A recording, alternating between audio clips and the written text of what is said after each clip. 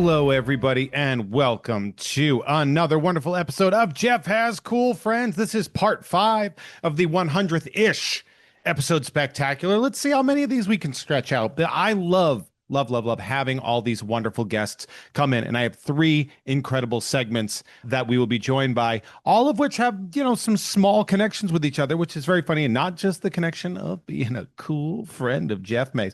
But a quick heads up, we are going to have an absolute blast, and I'm going to see if I can do another one of these before we get back to the standard Jeff Has Cool Friends format, 'cause I've got amazing, wonderful people who have never done the show or who have done the previous version of this show and would love to be on here. And I think I want to get that in there too. So we're going to rock this out. But real quick, I'm going to introduce these first 3 segments. First and foremost, I'm going to have an amazing segment by episode 84's Taffeta Darling and episode 86's Alex Schmidt. This, I believe, is the closest maybe that we've had, just 2 episodes together. A really wonderful, delightful segment with 2 delightful people. Very excited about that. Another one, we have episode 67's David Christopher Bell from Gamefully Unemployed. Going up with no numbered Dre Alvarez, of course, my co-host on Nerd. And when I asked him who he would like to do a segment with, he immediately was like, I'd love to do one with Dave. Of course, Dave and Dre had done the episode of Nerd on The Undertaker, right? The Survivor Series 1990. Very exciting. And of course, Kyle Ayers from episode 61 and Bailey Norton from episode 71 finished this episode with a delightfully, wonderfully amazing segment. And of course, they talk about the project they've been working on with friend of the show, Maggie May Fish, Amy's Dead End Greenhouse, which is available on Nebula as well. So enjoy these segments. We've got amazing producers, amazing segments coming your way. Thank you all so much. I love you. Enjoy the show.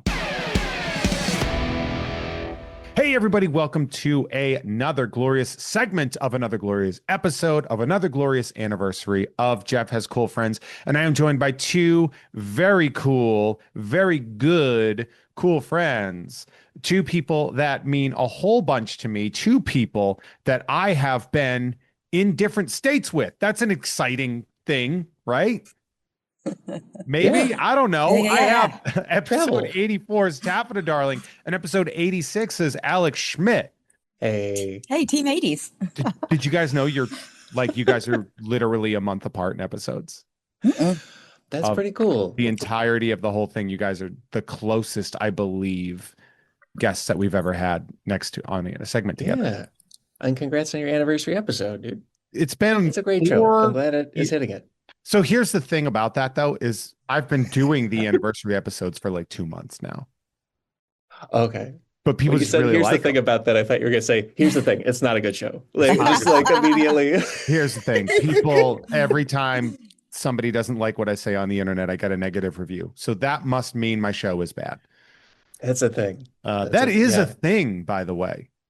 The very falsely motivated negative review. That I said one negative thing about Joe Rogan one time, and I got 3 or 4 of those by people who I'm sure have never heard the podcast that they were reviewing. Yeah. It's always one of those things where you just kind of laugh and you're like, okay, like, sure. But then one time one cut me real deep because someone just wrote elitist. They called me an elitist. And like, I don't know if you guys can tell, I don't have sleeves on. Meeting. Right. I don't think anybody who's ever met me and ever would choose that as one of the first 100 adjectives to describe me. Like, where is your life that I'm coming off as an elitist? Probably with your sleeves. Probably my life in my sleeves, just absconded to they went to the Hamptons. And that's really where they are elitist. The sleeves are elitist. That's why they don't hang out with me. What is it of the Great Gatsby, like West Egg and East Egg? One sleeve is at each egg. One sleeve is at each of the... Honestly, I'm more of Mice and Men than Great Gatsby. I think everybody accepts that, right? I mean, as somebody with a Steinbeck tattoo, I feel like that's a pretty great scenario.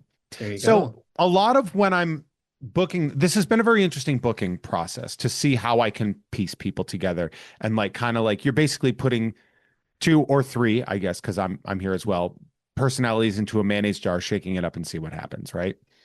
So I sent Taffeta a list and I said, is there anybody on this list that you would like to interact with, you'd like to meet, or you haven't seen in a while and you'd like to talk to? I've done that a lot throughout this. And Alex, you were right there on the top. I really appreciate it. Yeah, because we haven't met, so it's nice meeting you, Taff. I Yeah, said so. absolutely. I think slightly before rolling too, but it's still really nice meeting you. Yeah, Yeah. thank you. You too. So this is the reason that this is like really fun is because Taffeta, you were my liaison because you are at I forgot to mention credits, by the way.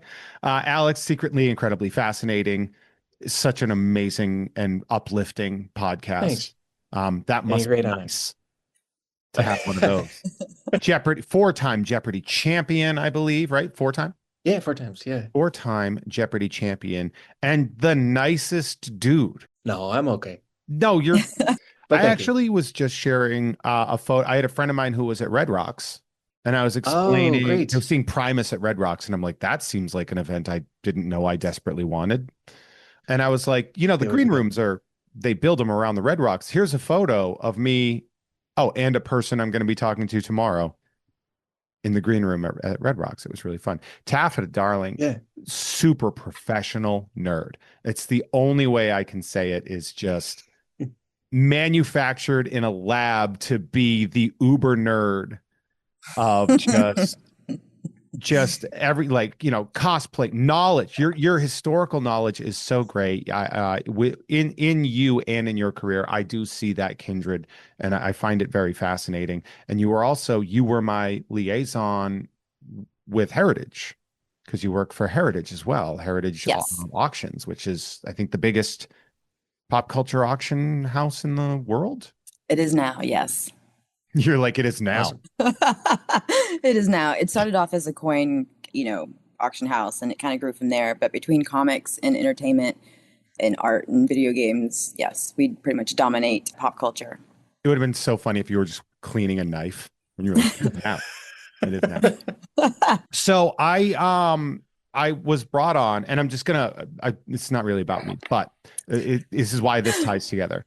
So I was brought on to do essentially infotainment videos, which is something, Alex, you've become very good at. And so I was like, obviously I'm going to sort of do my like, I'm not going to steal your shtick because that's kind of the whole thing, but like factoids, right? Like whatever. Oh yeah, everybody does it. Yeah. And so I was like, yeah, I'll probably do something like with Alex. And I think I even texted Alex being like, hey, what kind of green screen thing do you use? And you're like, I just use the TikTok green screen filter. I'm like, I have spent way too much money on a green screen. And so I was like, all right, so I'll do it kind of like, like Alex does something similar to this. And so I was talking to Taff about like, what kind of vibe they were looking for. And she sent me a link to an Alex Schmidt reel and said something kind of like this. Oh, because Jeff, I remember you texted me all that. I didn't know Taff was the source of the tip. I really appreciate that too. But That's they really were nice. separate sources of that. Like, as in, like, Oh. I sought out you, and then Taff is like, yeah, kind of like this guy. And it was you. Wow. And I was like, all right, so I feel like we might be on the same page here. And Yeah, wow. that's why I'm so in love with this pairing, is because it is a bit of kismet, I think, that we all sort of do a slightly similar but branched off version of those things, right? Yeah. You guys more than I do. I don't really do a lot of like tidbits and stuff. I just am more like show and tell, like, this is my stuff. Here it is. But that's really why I was interested in chatting with you, is that I think your videos are great. The amount of knowledge you put out there and just like all kinds of random shit. And I say that in the best way possible. Like, that's where my brain focuses. It's like, it lives off of random shit. And I was like, yeah, look at this dude. So it's super thanks. cool. Oh, no, that's really kind. And yeah, they've been fun. I make that podcast secretly incredibly fascinating, and then I find that I like to just take stories from it, and most of my videos are stories from that retold as a short, quick video. It's fun to do, and people really like short form video now. It's a big thing. Yeah, absolutely. It really is interesting too, Alex, that your podcast is literally just made to do that, right? Like, take one interesting thing. And I saw you just posted a video. You're like, these are based off of an entire podcast I do. which I thought was Yes. like, it is funny too that like you can do a thing very popular on the internet and then be like, also, I have like a job, right? Like I That's know, sort of a pirate job. That's sort of a see how it goes job. But yeah, yeah, I mean I know what you mean that though. is Yeah, yeah. there is something to be said that the three of us, I think, and I don't know if you guys think of this the way I do, but I'm like sitting here and I'm like, hey, I'm kind of feeling like I'm a juggler in the Roman Empire as it's collapsing and just being like, Absolutely. there's always going to be money for jugglers, though. Do you I guys I feel refer that to way? myself more as a jester, doing my little jester dance. Like, here I am, buy these video games while we're in World War III. Don't you want a video game? Yeah. Or look at this cool art while the world is on fire. Yeah. So I absolutely feel like a jester, just dancing away my life. Alex, how do That's you feel cool. about that? Like, do you feel like an I ominousness to our industry? I mean, I think I feel a blanket ominousness about things, and it's also not totally overwhelming. So I think it applies to all industries, including what we do. Yeah. I would like to say that blanket ominousness might have been the most fascinating combination of two words being said without stuttering in any way. Um, I I I love sort of like the vibe that we have. Also, I would like to know everybody to know that this is we all three of us are in different time zones. This was a fascinating scheduling scenario here, and I'm very, very happy that we got this in. So I really want to kind of check in with each of you as to what you're up to, and so like me and the other person can kind of just sort of react to that because I would love to know that. So Taff, what have you been up to since episode 84? A lot of traveling. When I first started Heritage, I was doing their coin stuff, but they've made me the social media manager for all of art. So now I travel between Palm Springs and LA and New York and Chicago, dealing with just the fine arts department and helping them, just create social media and engaging content. I hate saying content, but that's pretty much what it is. I'm building up a fine arts account that had very little interaction or content. So that's pretty much all my life right now is just working for art stuff. So fine art, like, could you give me an Illustration. example of like, Oh yeah, we had a whole bunch of Norman Rockwell stuff that came through for the Boy Scouts of America. was that What's that? Norman? Norman. Just Be like pretending he doesn't know who that is. Silver Yeah. Age comic book guy? Like what? Yeah, yeah. And we get the Frazettas. I still get a lot of we have right now a Robert Peake. So it just kind of depends. Cool. And then I'm learning about a lot because like my art taste is very lowbrow and is very comic and is very comics stuff, underground stuff. So being tossed into a world of fine art when I am pretty much like, pond scum compared to that stuff has been a learning experience because there's a lot of stuff I don't know, but I'm getting to learn about different photographs and different types of photographs, just everything that's tied to art that I didn't know. So I learn every day. I don't love that you insulted my friend by calling her pond scum in that description. I don't really like that. And I mean, Compared to the also, art that I see. but also, like, I don't think necessarily contemporary pop art would be considered is lowbrow either. It is, I guess, in a way, the zeitgeist, right? Like, it is that. Like, I would put Warhol, who would be considered fine art, as much more of a lowbrow concept than Yeah. somebody who illustrates an entire comic book from the page up, right? Like you don't Well, I guess like letting more the society underground decide, I stuff. think, what we are is a weird one. But like that's also an interesting thing that like you're both constantly learning, so your job is better. One It's a of really nice you, feature. Yeah. the end process, right? Taff, the end process of the learning is what makes you better at your job. And Alex, yours is literally the process of the learning that is your job. And that's Yeah. fun. Yeah. Yeah. What is it, Tiff? What is it like learning about it? Like, do you have favorites, like library research approaches or like ways of digitally finding out where things come from? Like what's your learning about stuff process like? Pretty much everything that's just online, any resources I can use. I use a lot of the Library of Congress. I use a lot of Internet Cool. Archives and stuff to go back and find certain things. because before I was doing this, I was writing, the catalogs for the comic department. And so I spent plenty of times just getting pieces of art. I had to go research and find out who the artist was, who wrote this, what it would just say like a name at the top. And so that was my job. Now, when I'm working with like Picasso, apparently had this incredible line of pottery, which I didn't know about. So I've spent like the last couple of weeks just learning about all his like, motivation for working with pottery. So when we do this video for this pottery that we have coming up on Picasso, I write the script and I send it over to, our personalities that we have. So I come up with a script and I shoot it all and say, here's the script, please read this because you look good on camera. So it's stuff like that. I didn't realize that Picasso had pottery. So that's what I'm currently working on right now. And then Western art, Texas art, like I said, a bunch of stuff that's like way out of my league in level of knowledge. So it's just using whatever resources I can and tapping into the specialists to be like, all right, give me some stuff to go look up this person so we can make something interesting. One of the trappings of people with a higher intellect is that they view the pursuit of knowledge as being something that they have to do because they're an idiot or something. Like people will literally, like I've noticed as you're describing this process that you are constantly putting yourself down about who you are as a person, about like, well, you don't know about Picasso's pottery phase. Spoiler alert. 32 people on the planet really know about it. Like that's one of those things where it's like that the whole process, like learning is rad. Like it's a very fun thing to do. And I don't, like you sort of discovering all this new information. I don't think it should come with a side order of self-deprecation.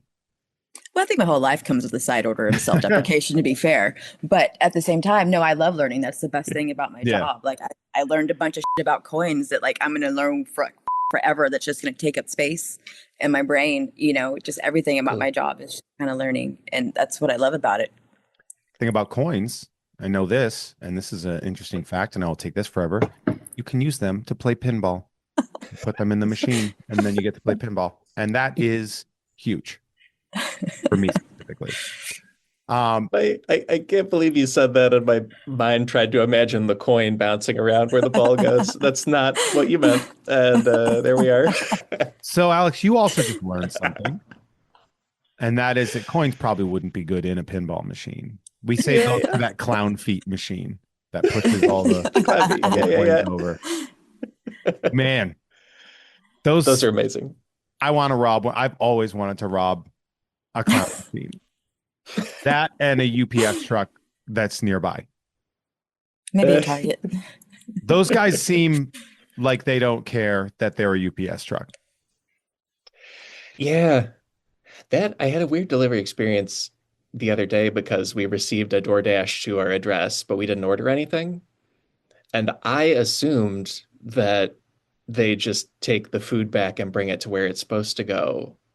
But they just leave it on your porch and never knock or anything. So then like the next morning I found old food and I was like, this is a waste of food, darn it. That's too bad. Yeah. Delivery people can be very casual, it turns out. Like just whatever. Having DoorDash just arrive at your doorstep without knowing, that's like the Italian grandmother version of swatting. Where it's just like, oh no, they figured out where I live. I got doxxed, and now I have all these tasty, high-calorie meals. I'm here for that. I do also say I've gone on a big push against delivery apps lately. I genuinely feel like they are maybe one of the worst things that's happened to Americans. Tough labor thing. That was part of why I was confused because we don't really get DoorDash. So I was like, what? Yeah. I don't know the system. So I don't know that if they deliver it to the wrong address, it just belongs to that place now. The bewilderment of wanting to eat. Like, look, I don't think really not great food for you should be delivered. Like, I feel like you should have to go out on a quest. If you like, it shouldn't be that easy to get 4,000 calories. And like, I'm not saying don't eat at restaurants, but like you should have to go. instead of spending Mhm. Sure. $28 on $13 worth of McDonald's. It's like, I think you don't understand the point of McDonald's. Like, that should be eaten in a car or after a kid's soccer game. And that's pretty much it. Alex, what have you been up to since episode 86 that happened? So you guys were both, by the way, about a year ago. Yeah, for me, I think very similar stuff. Yeah, but been making Been working something for incredibly Heritage. fascinating. Oh, He's our new recruit. no, that's funny. So we just did an episode about VHS tapes, and there was a story about an auction that maybe Heritage did because it was the personal VHS copy of Back to the Future owned by Tom Wilson, who played Biff Tannen. That And was I us. think, yeah, yeah, it's the all-time highest VHS sale ever. Hmm. So they're a neat place. I was reading about it. I was like, this seems like a cool firm. This is really neat. But yeah, What? making the podcast and making some social media videos, and then I write once a month for 1900hotdog.com, which is a What? wonderful comedy Yeah, website it's with a, an on-purpose silly name, I love that name. 1900hotdog.com. Yeah. I so love Yeah, it. It yeah, got me. for those of you that are uninitiated, 1-900 hot dog is essentially cracked before the yeah, purge. It's like the yeah, best. So yeah. it's like a lot of the personalities from Cracked that you know and love write for them, including like my co-host Tom Ryman does an article for Yes. them. Sean Baby does, like everybody gets involved. Swaim does some stuff with them, I believe. Yeah, yeah, yeah. Yeah, so it's definitely like if you're like, I miss Cracked. First off, there's Pe- People say lots of that. great offshoots, right? Alex's show, all the stuff Adam Todd Brown does, David Bell and Tom Ryman, like there are great, Abe Epperson and Adam Kanzer, like all these people do Yeah, yeah. really great things at Offshoot and they collaborate a ton still, which is, I think, a thing people sort of forget. I Oh, love nice. the VHS thing, that like Oh, Back to the Future thing. Like, what a fascinating amount of synergy that we're having for this segment, which I really like. yeah. It's just like I don't know why I didn't have it top of mind coming in, but yeah, that because we just did that episode a few weeks ago. But and it was a very impressive auction because I think it sold for 5 figures, and it's almost impossible to find other VHS sales for like $1,000 even. Yeah. There's just so many of the copies of the tapes, and Yeah. there's the perception that they degrade and age. I'm sure Taff or colleagues know more about it than me, but it seems like an interesting market, and they really sold that tape for a lot, which helps everybody. I looked into it, the Oh, VHS thing, which is really yeah. like, because like I think there's also like there's a specific copy of Back to the Future that exists that's like a first run print that's Ooh, apparently neat. exceedingly rare. Like there's some like, because that's Cool. the thing is when they get into the collections, then there's a lot of stuff like the copyright info is incorrect on this first, on the indicia on the back, and they actually had to pull it immediately and then re-release it. So if you have the one with the wrong copyright info, it's actually worth like a ton because of that. And I think that's kind of where collections end up, right? Yeah, cool. Because like I know Taff, you're a big collector, right? Like so like you collect Batgirl and Big Trouble in Little China. Like Big Trouble in Little China is a thing, right? Yes. So like some things, there's only so much you can pursue in a collection before you have to start getting weird with it. It's true. It's true. Where you're like, all right, well, I got all the Big Trouble in Little China media. Time to find the weird offshoots of it. I do. I find a lot of bootleg stuff. And more recently, we had the final key art by Drew Struzan for the poster, A Big Trouble in Little China, and that was pretty incredible. It's still Oh. going right now, and I got to do my little, shtick about it. They gave me like 20 minutes in the room with it, and I was just like, And I ate it like in Red Dragon. Yeah. I did. I did. You wanted its power for your own. I did. It's like, rub my elbow on it. Give me some of your power. That's so cool. That is so fun. There's like at Blast from the Past where I do mint on card. Somebody had sold a bevy of posters signed by Drew Struzan. and I was gun there was a Goonies one and there was a Back to the Future one. I went in to buy the Back to the Future one. I saw it. I was like, I'm gonna come back tomorrow and get it as a gift for a friend, and it was gone. And I think about it all the time. Oh, Because maybe I of that, traveled through time. I could do that, Back but in time. he'd need to paint me about it. He's really not. He did a drop in on one of my shows back when I worked for Sideshow. Oh, neat. He actually was like doing a tour and just joined us on an episode of Unsealed and Revealed.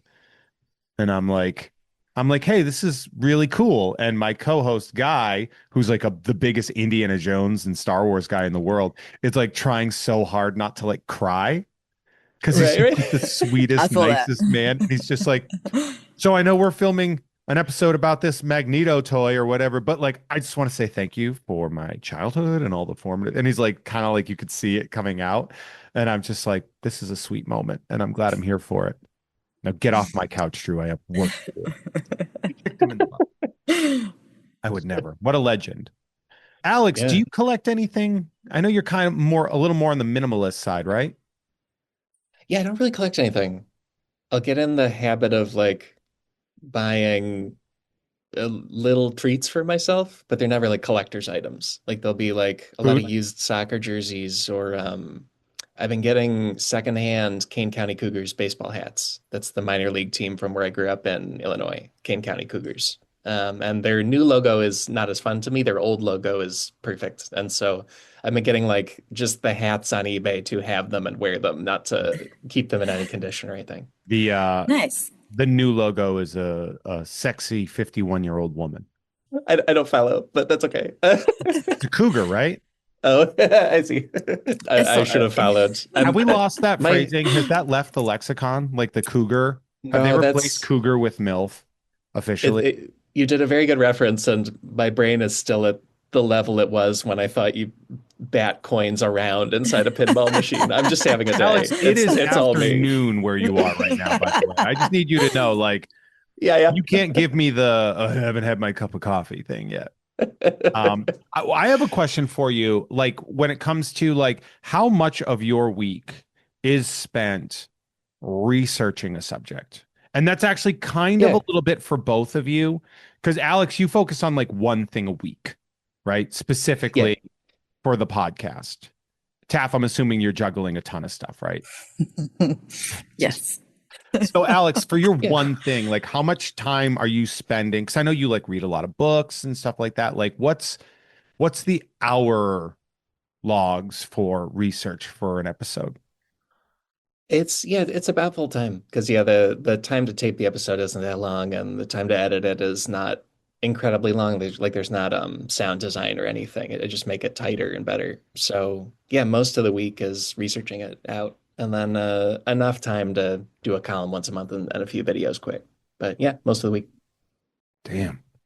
And Taff, for how much time are you kind of allotted for research? Because I mean, you have like a similar job, but it's under a sort of a corporate structure. So like, how do you find that balance?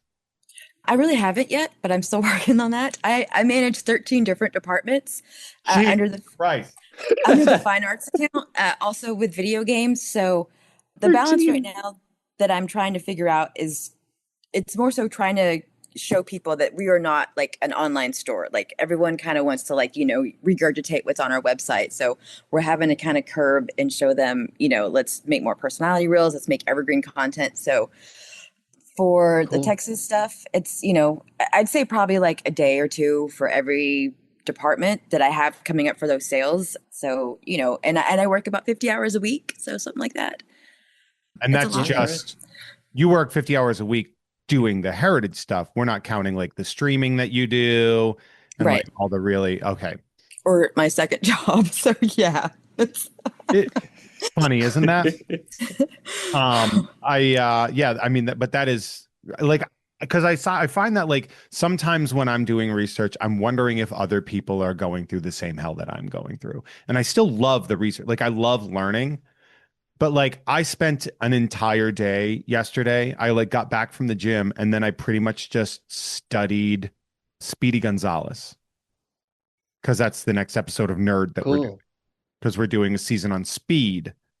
And so we did a Sonic Spinball, and then we're doing Speedy Gonzalez, the character, and then we're doing Logan's Run featuring Logan Trent will be on that episode. That's fun. But like, I spent an entire Wednesday just learning about Speedy Gonzalez. And I was like, am I not being efficient? I'm like, would everybody else, would Alex be done with this by now? Kind of a thing. No, because you've got to dig deep. No. You've got to look for the stuff that isn't already out there, So that does take a while. Yeah. It kind of Yeah, makes right. me really, because I will say this really ties into what Alex and Taff were saying too, that like the idea of content creation, it is sort of an iceberg in that everybody is seeing the small results of the work, and not small, obviously, like I mean, like you're seeing what they're not seeing is the mass of effort that goes into that work that allows for that sort of content product to sort of float up in the water. Does that make sense? Do you guys know how icebergs work? The listener? Yeah. Yeah, how it's like most of the problem is under the water. Like, okay. Yes. But Yeah. that's kind of the thing, I right? think An that's a hour thing. episode is 30 hours of work or something like that, right? Yeah. We keep our videos under like a minute, and, it's probably 2 days worth of stuff. Like I had to go learn about the first Play-El piano because we were selling one. And so I had to go find something interesting with it and tied it to like, Mozart and like all this other stuff like overseas and like early 19th century, like decorative arts. And nobody cared about it. Like nobody cared about that video. Wow. And I spent so much time on it just to make something interesting for a week. That's the one thing that I think it's frustrating is that like everything we do is like it's poof, it's gone. It doesn't matter the next week because we have something else that we're doing. I mean, that is a very Buddhist way to look at that, though, of being like the lack of permanence being in a way maybe not the worst thing because you don't have enough time to focus on whether or not the piano video took off because you're like, I got to worry about this Biff VHS. Exactly. Or like, we get a lot of illustration stuff. So that's the stuff I focus on. Like we have a lot of Olivia stuff come in and I go deep into that. Like I love it. She actually really liked the little stop motion Dancing Betty video I did for her. And she wanted a copy of it. And that was probably like the highest praise ever. I love that. We love Olivia, friend of the pod. Has she done this show? I think she did the sideshow show. But Olivia is one of my favorite people. And she's just a delight. Shout out to Olivia. And you guys got originals. Yeah, we get a lot of her stuff. We get her featured a lot in our because our illustration stuff tends to focus more on like men's magazines. Like we had the very first cartoon that was in Playboy, Ben Dennison, his first illustration that like kind of like, kickstarted the sexual revolution for women and men for Playboy because, here's this piece of art that's, depicting two women talking about being virgins. They were like, what's another word for, no longer a virgin or something like that, I think was the caption. But we get stuff like that and that I will sink into, but I don't care if no one ever like pays attention to it because I just learned a whole bunch of shit. Sorry, I'm on a tangent. And this is actually sort of like how I want to sort of sign off on this one too, is I love that you guys do such a similar thing so beautifully different. And that I think is one of the greatest keys and why I was so excited to do this show, to do this segment specifically, because one of the things that I know about you both is that you are constantly on a quest for knowledge and you have found a way to make a living doing that. I don't like saying you found a way to monetize that because I don't think that's what either of your goals are. Mm-hmm. I don't think your goals are specifically profit. It's survival with the hope of thriving, right? I know it seems like it's not much of a distinction, but it is important. Like people would ask me, like, what do you want out of this career? I'm like, I want to make a living entertaining people. That's it. Like that's what I want. And you guys have found a way to do that, but so differently, right? Because I mean, Taff, you can spit out 100 facts in 10 seconds and just did, which was cool. And Alex, you have a very measured, long form version. So what Taff is squeezing into a minute and 30-second video, and Alex can do a very similar thing that is equally as entertaining while branching out into an hour. And I love that about you both. Like Thanks, genuinely, Jeff. you Thank you. both truly show that the space is wide, it is diverse, it is open, and all it takes is passion and talent. And I think you both really represent that. So, any Thank last you. thoughts before I kick you the hell off of this Zoom call? And I hope folks know you two, Jeff, are thrilled about knowing things and also, bring light and joy and do your own way of doing it too. So it's really We cool. don't tell people that. We don't let I them. probably got kicked off before I said any of that. But I it's cool. have I have a reputation, Yeah, and yeah. I'm not going to have that trounced by some secretly incredibly fascinating dork who wants to be really kind There we and go. nice to me. Nerdlinger. Does that help me? Is the bully thing work? I can't do it. I can't do it. I'm sorry. I love you, Alex. Love you Tab, too. final thoughts? Yeah. No, I'm still here, still doing the same stuff that I've been doing for a while. I'm incredibly grateful that I get to do it, but I think there's a perception that because people are doing that, your dream job or you're doing something that's entertaining that, we don't deserve to, make an actual just living. I'm not looking to become famous or to make millions of dollars. I just want to pay my bills. And even with all the knowledge in my head, sometimes that's hard. And I think people look at it as a way of like, oh, but you have your dream job, you should be grateful for, whatever money you get. It's like, well, f- you, dude. Just because, it's a dream job doesn't mean that I don't deserve to have like a living wage. So. Absolutely. And there are free ways, as in they cost nothing, to allow people like Taff and Alex to continue upon that path, such as listening to podcasts, reviewing, sharing, commenting. These are all free things that you can do, right? Speak up for the things that you love when people are discussing that, right? You can touch, like, I know we do live appearances, right? Alex, you'll do live Secretly Incredibly Fascinatings, right? You do stuff like that. I guess in the past year we did one in London. You That's did. the Oh, fun. only live one we've done in that time, and it was wonderful. Yeah, my co-host Katie is in Italy, and so we met up in the middle in London, and it was great. How cool. What Yeah, Katie Golden, people were really nice. absolute treasure as well. Yeah. And Taff, you obviously do a lot of appearances at conventions as well, and you do a lot of, you do appearances as Taff, but you also go on behalf of Heritage on occasion, which I find very fascinating. You get that sort of Batman or Batgirl in your fandom's case, because I know you are a Batgirl collector as well, right? Yeah, it's weird because at first, like, I kept it too. I was very adamant about keeping Taff and who I am like separately, my personal and work life. And then just being in comics and sharing stuff, they were just like, now you're our in-house, Batman specialist. Now you're our in-house Bernie Wrightson specialist. Talk about this stuff. And it was like, oh, okay.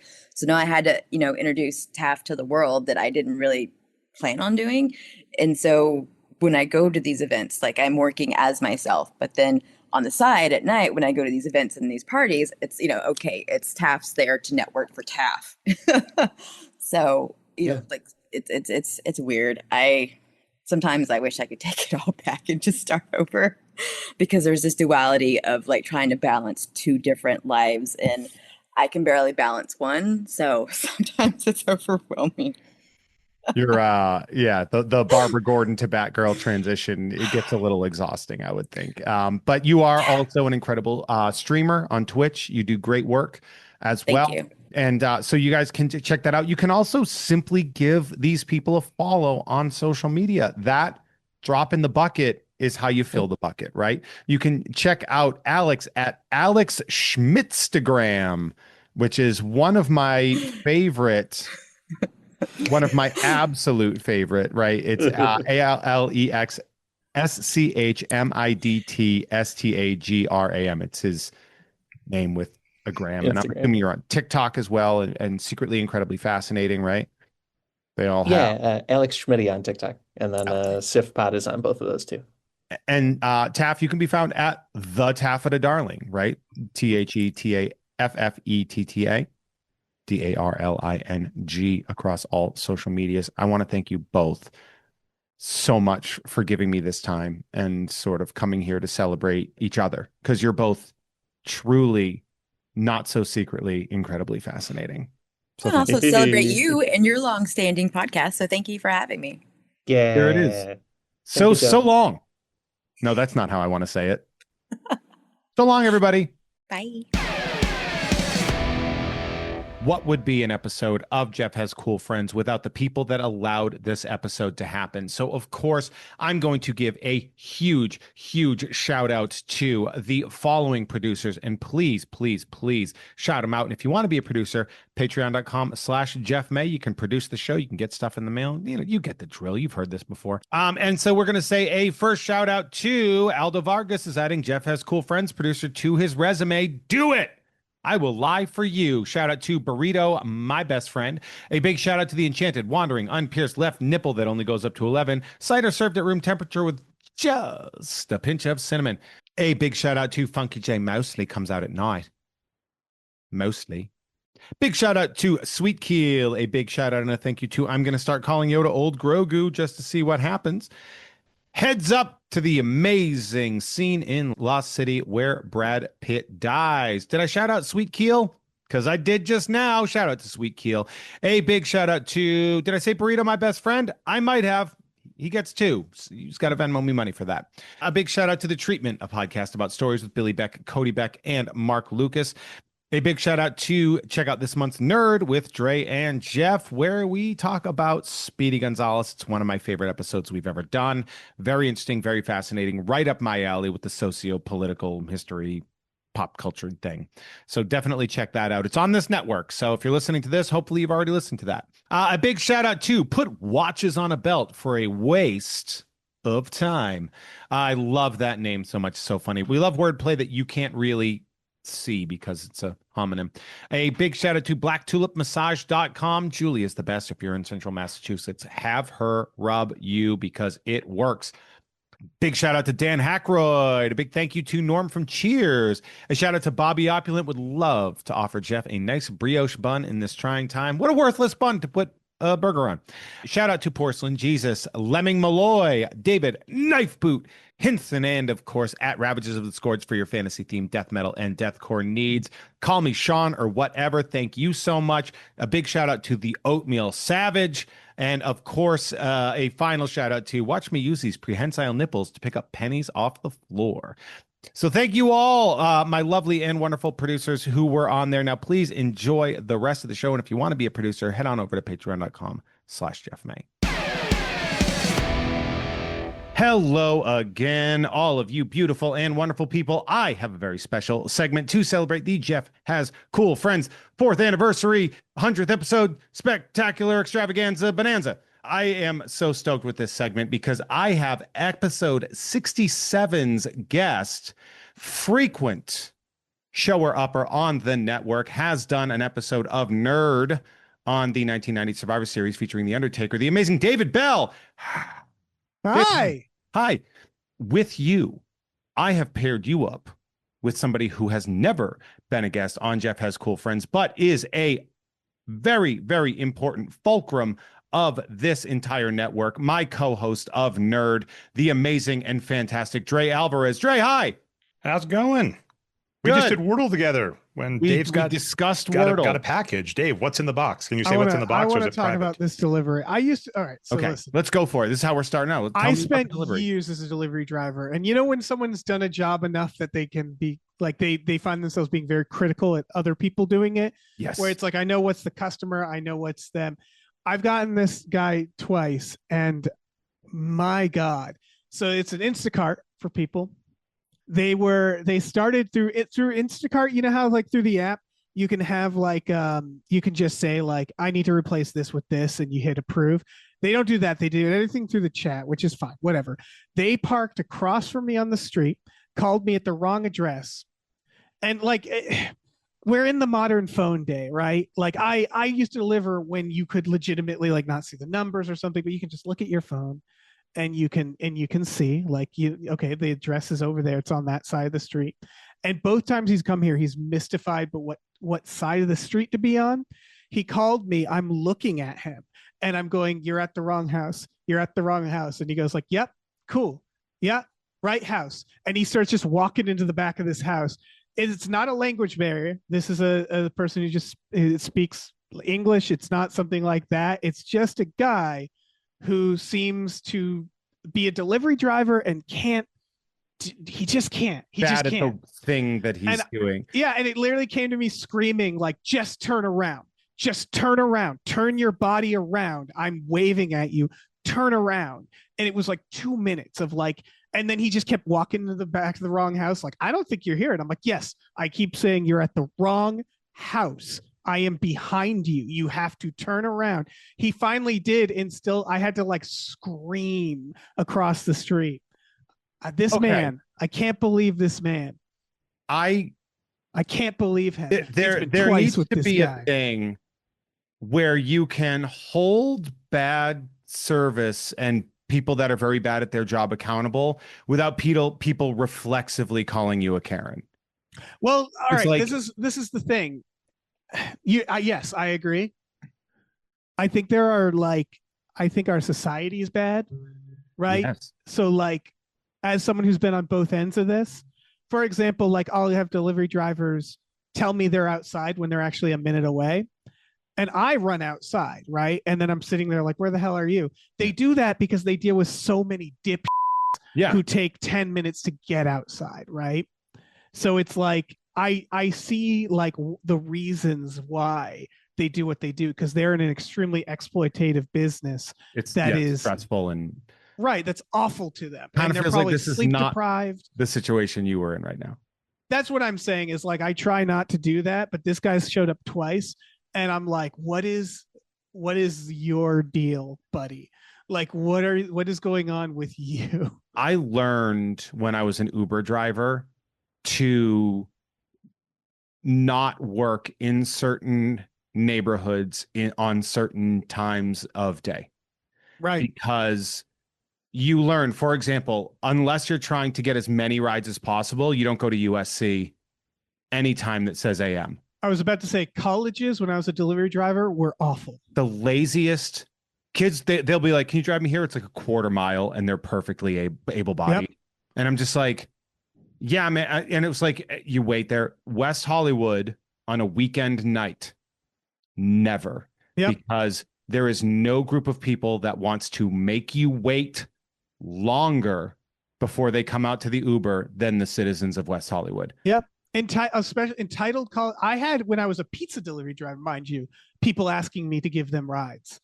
I was like delivering to parties. They'd be like, hey man, can I jump in your car? And they would get mad when I'd say like, no. Do you remember like, that was I'm not a taxi? There was a like don't drink and drive commercial that thought it was so clever that probably screwed it up. Oh, the guy ordered the pizza. That did that where they did that where they ordered a pizza and then asked for a ride and they were like, do whatever it takes to not drink and drive. And I'm pretty sure every pizza delivery driver you included was like, you motherfucker. Yeah. What? No. Out of them though. No, like it was. You just learned not to. You knew, and obviously, like, look, the people of West Hollywood, they're not suffering. So I don't feel like it's one of those things where I'm doing any harm by protecting my sanity and paycheck. But like the amount of times that I would be waiting for people and watching them pre-gaming and partying upstairs. Oh yeah. They would eventually get down, that I was just like, you know what? Like, it's just not worth the energy to do that. Yeah. I delivered pizzas to 3 colleges at once. It was Hampshire College, Amherst College, and good old UMass. The zoo, baby. And oh yeah, oh my God, if they won a game or something, it was awful.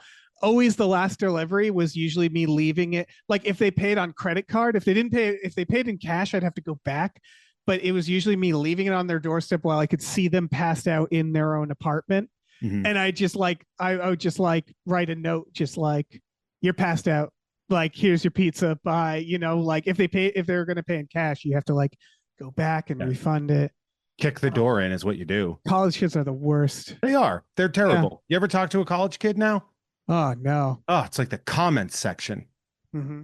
It is the worst. Just the worst. Hey, you guys have actually appeared on a show together on the network. You did the Nerd Survivor Series 1990. That was really, really fun. I had a stroke and totally forgot that. So when I had you guys on there, I'm like, you guys met. And right. Ray and Dave both looked at me like, but the psycho? The bigger thing about that, and I'm really thrilled to do this because even to that is Dave and I have known each other for years, kind of. And even the podcast episode, we basically did it as what we're all used to at this point. I am much lower tier than Dave and Jeff, but we all do podcasts, and the classic, okay, we got 2 hours to record. Let's the pre-show. Let's go. Let's get this for you, where I know you have, multiple recordings in a day. So even that wasn't like the chit chat. We weren't like Westy Hollywooders. I'm calling them that. Fine. Westy Hollywooders who pre-party. We just kind of like hopped into the episode because I think we had like 3 hard cutoffs that day. So it's fascinating, Dave, like know you for years, who have interacted with the Gamefully Unemployed Patreon, to have sponsored like a podcast where I literally paid you and Tom, I don't know how many hours, like 10 plus hours of Kevin Smith content, and then be like, yeah, and I don't think I've conversed with you one-on-one outside of like a text message ever. It's always in a room full of people in a podcast room, which is wild. The majority of the conversations I have with people are in podcast form at this point. Yeah. It's very weird because it feels social, but I guess it isn't, like I don't leave my house. I don't do anything social. That's not true. You actually came to my place 5 days ago upon to do what? To open a box of X-Files cards that Dre sent for you to open as a thank you for doing the Survivor Series 1990. You didn't have to thank me for it. It was fun doing it. But yeah, well, I'm not going to say no to X-Files cards. I'm not gonna shove those away or anything. Like I'm going to take those. I mean, I will say, the harsh reality of the podcast sphere, as you are much more familiar with than I am, is like the writer's strike a ton to your area. The entertainment industry in general is kind of struggling. Go listen to last Jeff Has Cool Friends. There's a great segment on that, and I'm sure Some More News has done plenty on that as well. And so I do think in an ideal world, every podcast guest should be paid. When we were complaining about delivery drivers, the reason delivery driving has gone to hell, for all the things we can say, technology, whatever, is companies don't want to pay for it. It's the person that got hired by your, whatever the service is, whoever got hired, they just have like a clean credit history and a driver's license, and they're like sold. And if they suck, they'll be, for some people, in a last resort. So basically that's going to happen, and they'll stick around, and they'll because they're not a true employee, they don't have to get fired, they'll naturally wean themselves.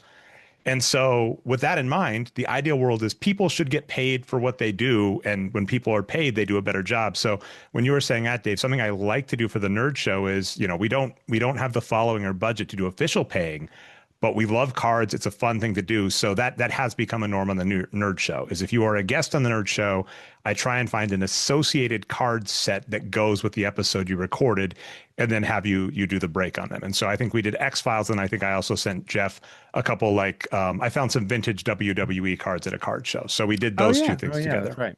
So David, I mean, since you've last been on Jeff Has Cool Friends, though, I mean, Fox Mulder is a Maniac, because that was episode 67. So that was, a couple of years ago, right? Probably, yeah.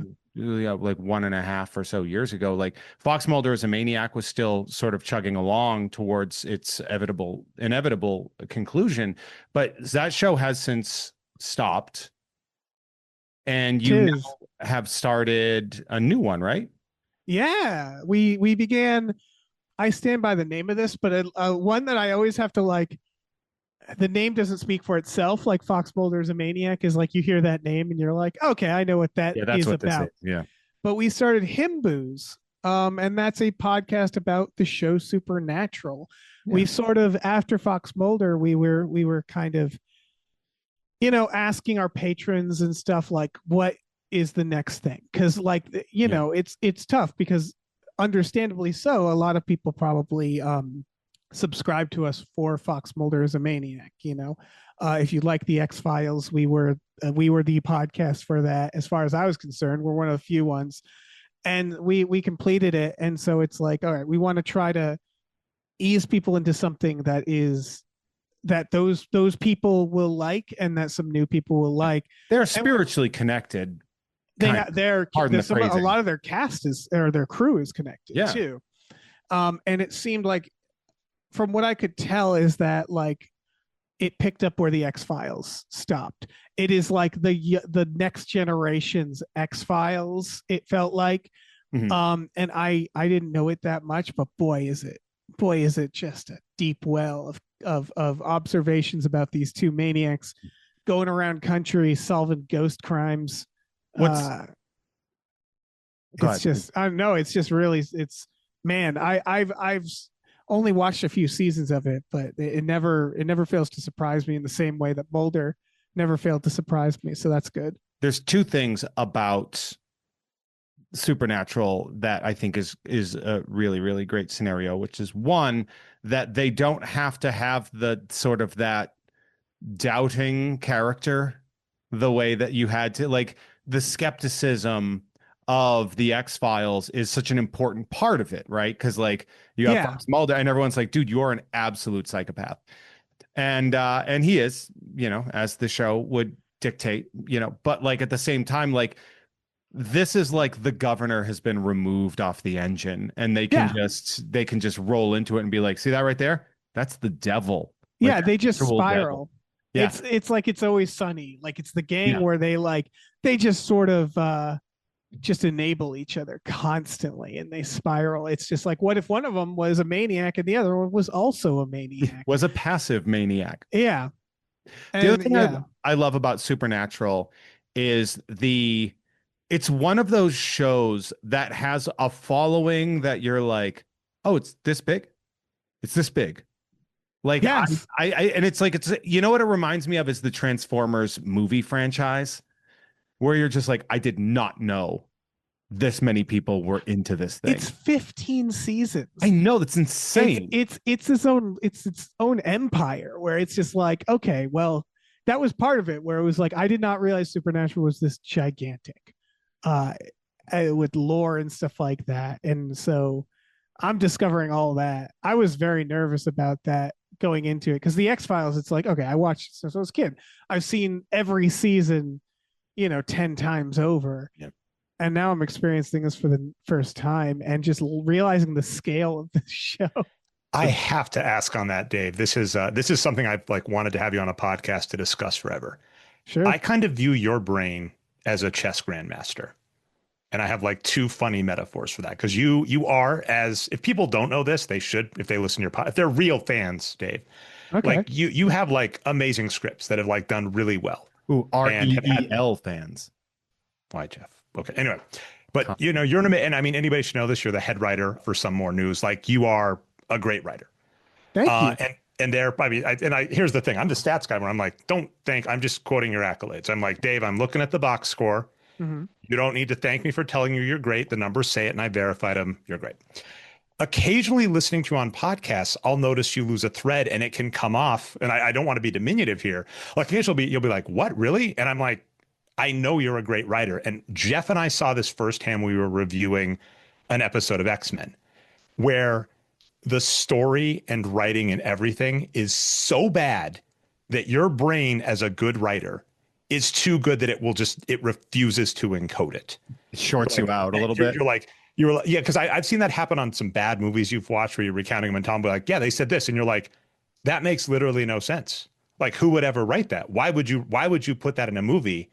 So that's the metaphor I've had. And there was a little test with chess grandmasters where they have amazing memories on real chess positions. Mm-hmm. But if you feed a chess grandmaster a position that's impossible, they can't memorize it. The mechanisms for letting them memorize thousands of boards will not work for garbage, basically. Oh, I think that's more basic than that. Is that you're saying that some bad movies that we've watched, there's parts of it I might not have noticed or missed or something like that? Because usually that's just because I zone out during bad movies. If a movie's bad, it's harder to pay attention to. But I've noticed you even in bad movies. One of my favorite things that Tom cuts you off on, and Jeff knows I do this on ours as well, is you're like, let's follow the implications of this thread. This is actually fascinating. Right. And Jeff can actually do that too. He just doesn't like it. But it's in your brain, Jeff. I've seen it. Listen to the Wilford Brimley Noah one that is actually on the thing. So I would say that's the thing. When you're watching a bad movie and you find yourself zoning out, it's it's not necessarily because the movie's bad, because dear God, Dave, you do love some horrible movies. Mhm. Gamefully Unemployed movie night is a dream. Either Dave loves us and shows us amazing things, or Dave is mad and wants us all to suffer. True Yep. story. But it's like when the movie just isn't well written and doesn't encode, and that's the question I was asking. You're like, oh, I just zone out. But I'm curious if it's like zones out because literally like nothing is cohesive about the plot. There's nothing compelling about the movie. I mean, if you're talking about the process of like, okay, we're watching a movie for a podcast, right? And like it's a garbage movie or maybe a boring movie. The worst is if the movie is simply like, like mediocre is like the question every time, the meta question. And I'm sure Tom does the same thing, although we've never talked about it, is you're just going, okay, how do I get a good podcast out of this, right? Like, how do I get an hour of talking? It's sort of like a book report. Is every movie I watch, Hana has to deal with this too sometimes. We'll be watching a movie and I have to specify sometimes of like, I'm sorry, we can't talk over this movie. I have to pay attention because I have to have something to say about this movie. And sometimes there's movies where you watch it and you're like, even if it's a good movie or bad movie, sometimes there's movies where you're just like, I have nothing I want to say about this. That doesn't mean it's a necessarily bad movie. It's just like, I just want to watch this movie. That's Jeff, I'm sure you deal with this all the time. Yeah, I was going to say because the content recipe, which God, that's the worst combination. I don't know why you said that. Yeah, I don't want to use but it is a thing where you're like, if something is too good, and this is like the thing that I don't think a lot of listeners fully understand. And Tom and I have explained it a lot for Tom and Jeff Watch Batman when they're like, oh, you should watch, you should watch, what was it like, the Harley Quinn, right? You should watch Harley Quinn, or you should watch Brave and the Bold, and more recently the Creature Commandos that James Gunn did. And I said, okay, here's the thing: a lot of that they do the work for us, right? It's good and it is reductive and it breaks things down to what we do as our art form. And on top of that, if something is too good, if we can't find a way to break that down and make it ridiculous, you're just going to have us being like, that was pretty neat. Yeah. That was pretty cool. I like that part. That was cool. And it's like that can only be the tiniest segment of an hour long or more podcast of being like, yeah, that was just so rad. Right. Like if you do a podcast on like John Wick, and you're just like, that scene was pretty cool. This scene was pretty cool. This scene was also really cool, right? It's like, it's very hard. And then if you don't kill your darlings in a way, then it's not fun. Yeah, and this comes all the way from Cracked Brain, right? Where it's like Michael Swaim is very good on this. Where I think he's never said this to me, but I suspect like when he doesn't like something on the podcast, he's leaning into it. Meaning that if like this happens a few times, if one person likes something and one person didn't like it, it's like, oh, okay, well, we have something. It's conflict. We have something here. We have a conflict. That's interactive conflict. Yeah, that's so perfect. I'm gonna really hate it, and you're gonna really like it. Where it's like sometimes I always thought about Crack this way is like ultimately it's something to read while taking a dump. It's to keep people occupied while they go through their days, being like doctors and stuff. Like doing things that I find to be more vital for society. Like it's so I to your point, like one of the wells that I will go to is sometimes I'll be like, all right, well, let's dig into the logic of something, or like I'll be a little more obtuse about something for the sake of keeping the conversation going.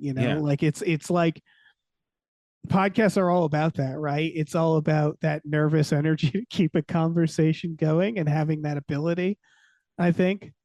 Yeah, it's when Tom and I, when we did like the Dark Knight, yeah, and it's like that's considered the greatest piece of Batman like movies or whatever, like of all time. Right. And it's like, all right, how can we show you it's actually kind of stupid, aside from the fact that it's about a billionaire who's wearing rubber armor, or who's wearing like all this weird armor and running around and beating up people, like like how do you make that, everyone's like, it's so amazing, and it's like, yeah, but also everybody that isn't a main character clearly has a brain injury. let's roll with that. Let's talk about that. How did all that happen? If no, like, people didn't see this, all the Joker's doing, people didn't see the Joker hoisting a dude up on top of the mayor's building, Right. like that. So I was gonna ask Dre a question to like talk to David about, which is this: if you could take the Himboos, Fox Mulder is a maniac, you know, oeuvre, and add a new series, but Erie, Indiana. Final answer. Lock it in. Okay, I was ready for this Did game. you say So Erie, Jeff, Indiana? I remember that. Wasn't how many seasons? so was that's going to that? be a 3-month show. that's fine. That it will be 3 glorious months, or you can stretch it out. I think it had 1 or 2 seasons, but no, we were talking about this yesterday on a podcast. We actually did. Jeff, yeah, the 5 Goes West. We briefly mentioned because Jeff comes out swinging. He says Hocus Pocus is the bad movie. Get him, people. Get Jeff. Get Jeff. I said Hocus Pocus is Space Jam for white women. That's what Jeff said. So that's Jeff's take. And I we did say briefly that, and I mentioned stand Erie, by it. Indiana. It's not a good movie. Erie, Indiana is 100% in the like X-Files oeuvre. And you're right. It would be short. It would be like a mini series or something, but I would love to hear Dave and Tom go over Erie, Indiana. So that's and you would pick that over like an Are You Afraid of the Dark, or Yes, over Are You Afraid of the Dark? Can you give me other options? I want to see. I want to see if it's like Goosebumps is a good try, but I'm going to stick with it. I'm going to stick with Erie, Indiana. Let's see. Do you got anything else? I mean, what when you think of like any sort of that like sort of 90s era like children's horror kind of things, I think Goosebumps and Are You Afraid of the Dark seem to be the two that were like the gold and silver medals, like switching off depending on who you are. Erie, Indiana kind of becomes that forgotten bronze medal, I think. I think Erie, I mean, this could 100% be nostalgia glasses, Jeff. That's always a hard thing to do, right? Is you remember something good. And I'll admit, Erie, Indiana, because of content releases, they didn't release like the full DVD box set. It might be streaming, but wasn't initially. But I seem to remember it had just some like, there was like an AI episode. There were some really good ones. So like, I just think that was a strong one. And I always thought that fit in. And I do remember when Fox Mulder's a Maniac was coming to an end, I was thinking that, but I did have the same unfortunate reality, which is just going, it's a fascinating show, but then that's like, okay, we do it for a summer and we're done. right. Yeah, we wanted something that we would last for a while, just so we could get into the groove. And yeah, we're going to be doing. You picked something with Himboos 900 episodes. Yeah, exactly. We thought about, and we still might do Quantum Leap, but I don't know what. The thing is that I didn't want it. I also don't want it to Quantum always Leap be, would have been good. Sorry, I didn't mean to cut you off, Oh, but that no. would have been an interesting one. Yeah. Yeah, I don't want the premise to always be is a maniac, because it's like, well, Mulder was uniquely that, right? So it's like for some of these, I'd want like different premises. One I really want to do that would cover a lot of things is there was a time where they would have a new Simpsons episode and a new X-Files episode every Friday, I want to say, but there was an hour between those. And filling that hour was a journey for Fox. Oh yeah. And so there was Mantis, there was Strange Luck. Oh, Mantis, I remember that. Dark Sliders. Angel. Yeah, and so I kind of want to do like a thing on all those. Like we got a couple of seasons at best. Oh, like the Fox box, basically. Yeah. Like, Yeah. that hour. Yeah, I think Family Guy does a great bit about that where they talk like, they're like, what's Fox going to do? Cancel us? Along with, and then he does like a 4-minute bit with all of the terrible, because like, you're right, like Herman's Head would be a very fun way. So Simpsons cast was, a lot of them were in Herman's Head, actually. Yeardley Smith and Hank Azaria both were main characters. Yeah. And that's what Inside Out was. But 2 weird notes. One of my backstories, I worked at Target, as comes up on the show all the time. And I got scheduled on like the Sunday night shift. So I eventually stopped watching like Simpsons and X-Files because I worked during that time and, just fell off and then also like aged out. So Dave also, if that group, if you ever just need a one-off, there's a tier over at patreon.com/Jeff May. If you ever want to like go to the top tier and sponsor a nerd season, a trilogy on like 3 shows that were in that spot, that actually sounds like, because Mantis, by the way, that one I do remember. Mantis was fascinating. It was like about a crippled or blind guy that made like an exosuit or something, but it made him a superhero or something. Yeah. And it was very important to note that he was a black superhero in an era where that wasn't very common, which I think was really cool.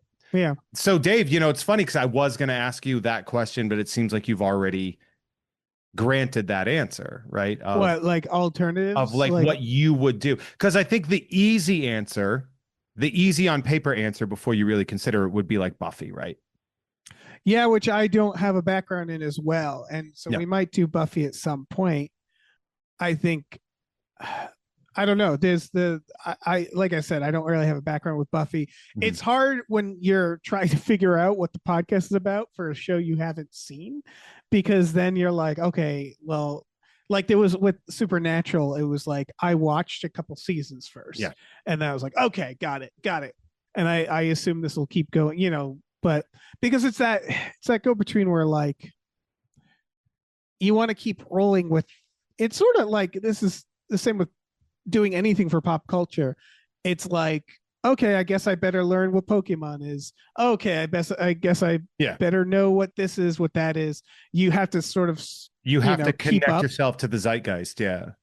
And it gets really hard when it's not something you casually watch and you have to sort of pick and choose at a certain point. So like Buffy's one where it's like, yeah, I should do something on Buffy. I have to watch it first. I have to like develop. I don't want to fake it. I don't want to be like, I want to like the things for the most part. Like I don't want to be a guy pretending to be a fan of something for real fans, because I think that's kind of you know, like with Supernatural, we've made it clear of like, yeah, we're kind of discovering this as we go, and fans get to listen to us discover it. And we've gotten a lot of comments of people like, oh my God, just you wait till season 5 or something like that. And I hope that's fun and exciting for people. Yeah. But like for the most part, I'm like, I don't want to like pretend to be part of. So it's hard to start with a premise with stuff like that, you know, like with Buffy, it's like, if they want to watch us enjoy Buffy in real time, that's something. But it's like there's no premise to that. It's just hey, we're watching. I mean, I will say there's enough people in your life that have probably consumed and reconsumed Buffy the Vampire Slayer enough that you could literally just probably look to the left or the right and be like, hey, what's like the general vibe of what we're getting into? Yeah. But it obviously you want, you know, I think there's too, also when you're podcasts where people creator, can just, oh, sorry. There are podcasts where it's like, we're just going to watch this show. Like it doesn't have to have a thesis. You know what I mean? Well, Tom and I tried doing a thesis on Tom and Jeff Watch Batman, and it didn't click. Right. Like there was no real point to it. Isn't the thesis you two watch Batman? Yeah, but we would do things like we would have like, you know, what's your favorite part of the episode? What's your least favorite? Like we did questions, and there's a couple of those episodes that were released, but it just kind of was like you're doing all this extra work for it to not matter. Right. Which like you know, time is so limited between research and all the effort that you put into something that like, why would you add 15 more minutes plus of work for something that's not what you want from your show? It's very funny because there are some podcasts that simply get away with not having to be about anything, but no one wants to start that. I always think about Harmontown is a podcast that if you go back and watch the first episodes, the name Harmontown specifically was they were trying to try to build a society, hypothetical society. Mm-hmm. That was the point of the name. And it's like they threw that out immediately and was like, what if it's just us getting drunk and talking about anything? And it's like people can get away with that and make successful podcasts. It's just no one wants to start that way. And so like when I think a lot of comedians want to start that way. Oh, everybody wants that to be what they do. Low effort people want to start that way. And that's usually the first thing people say when they ask about podcast advice. And I'll just be like, what's your goal? What's your hook? Yeah. And they're like, we're just going to talk about the state of the industry. And I'm like, it's not right. Why do people want to listen to you? You know, you're buying a lottery ticket at this point. You know what one of my favorite podcasts is did you ever listen to the Sleep With Me podcast? I didn't. It's a guy with a very kind of droning voice, and the entire podcast is meant to put on to try to fall asleep. So the way he talks is he'll describe stuff like Star Trek episodes, but he'll like very, very slurry and very like sort of stream of consciousness. ASMR kind of. And like, yeah, but he's talking. But the most insidious thing I discovered listening to that podcast is about halfway through, he'll do ads. And I'm like, you you're like, this is like subliminal messaging. Or but like also he'll be he's like, ripping off the advertisers. yeah, or he'll be like, or he'll like he'll be like, yeah, and we're gonna subscribe. We'll subscribe to my Patreon, and it's just like, you mother. You're I just love like, him. yeah, I love him. it's great.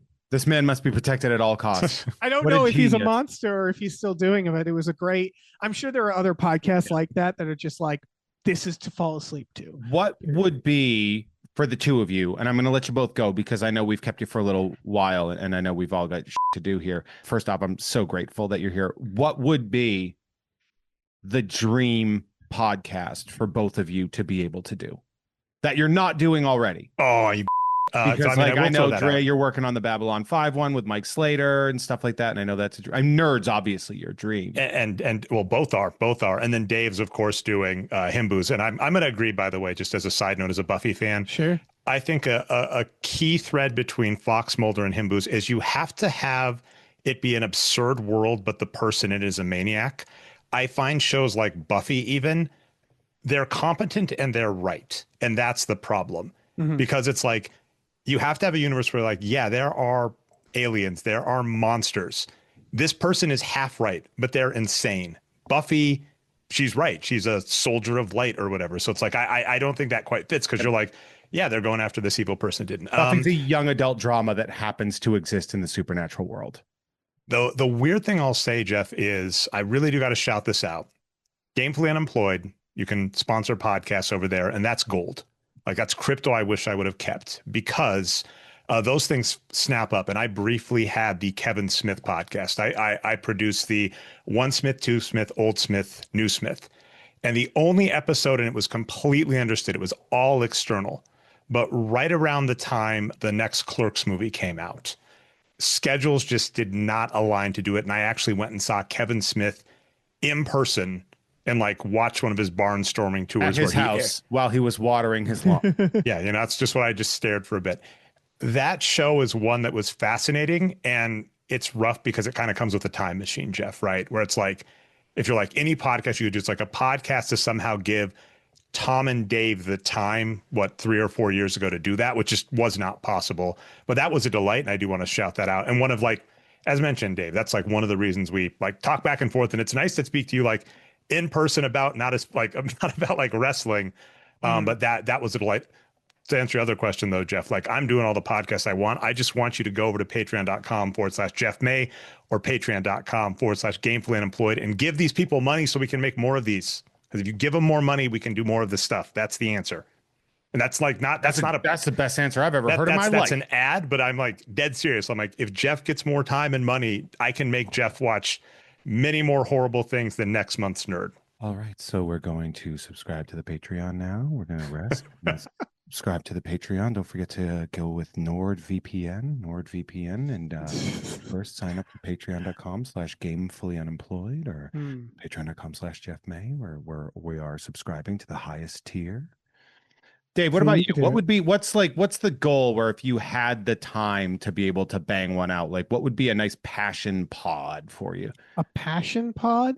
Passion pod. That's hard. Is it about to say. passions? The supernatural. What was that? Passions. Wasn't that like a supernatural soap opera in the 90s? I don't know. Yeah. Could be. Go ahead. Sounds like one. Man, that's actually difficult, because like when me and Tom want to do a podcast, we do it.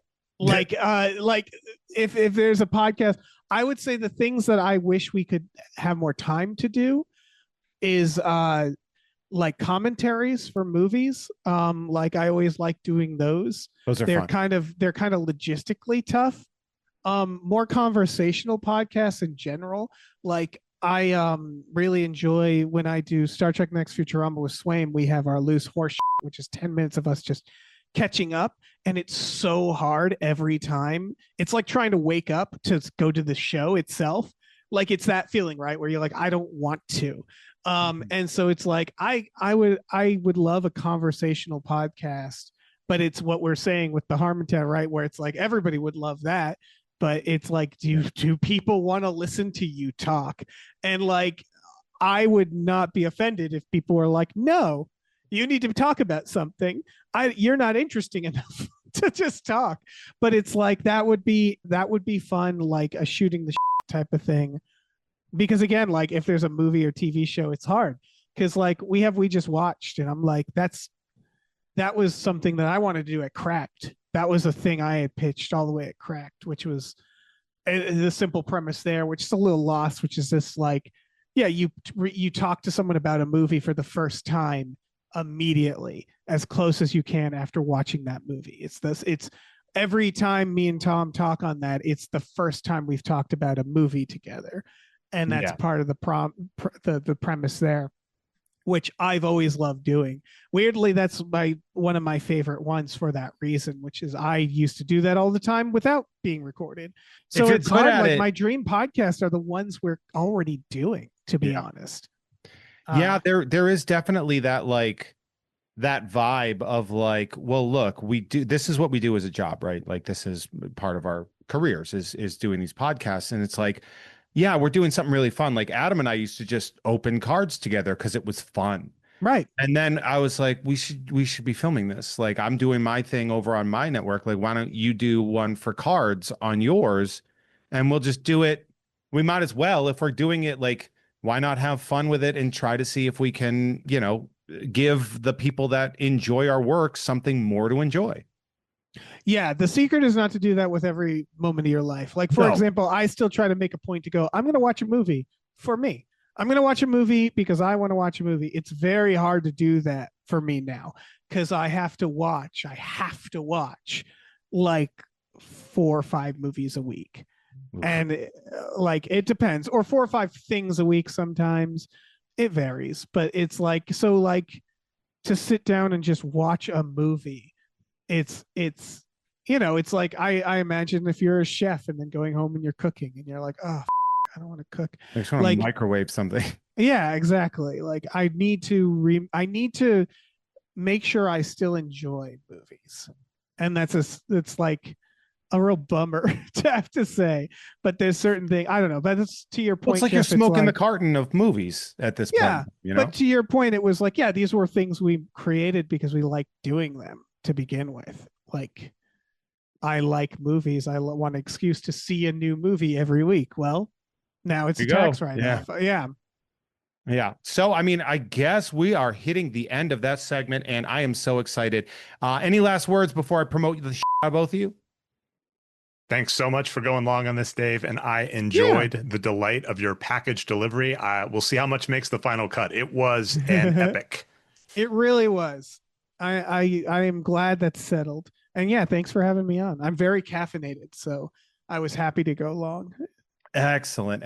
Well, everybody, make sure you follow Dre on the socials at Nerd Numbers. Both of those words are spelled just the way.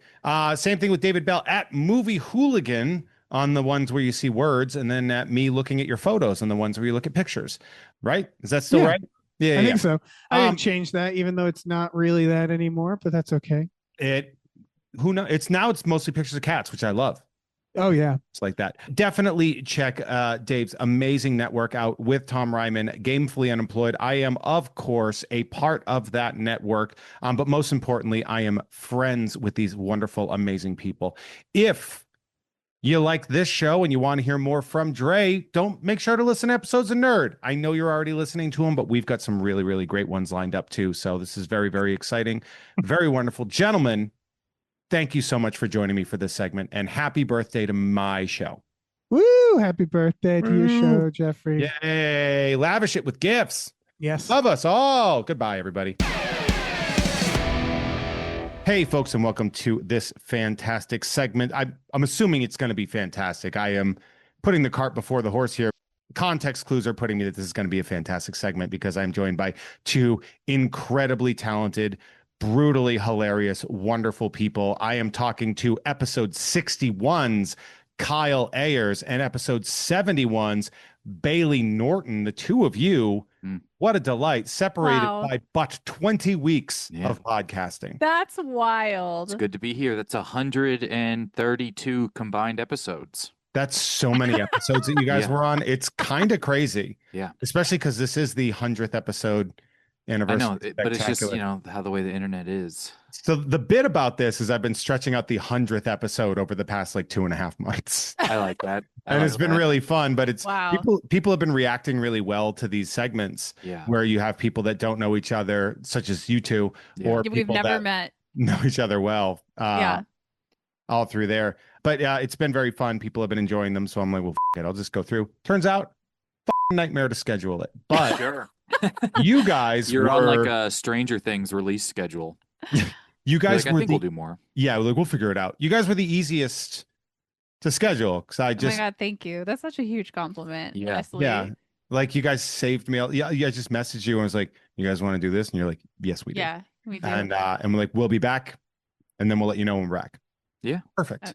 I'm so glad that we were easy to be around and a scheduling delight. I think that's like the number one best thing a person can be these Yeah. days. You guys are a good vibe.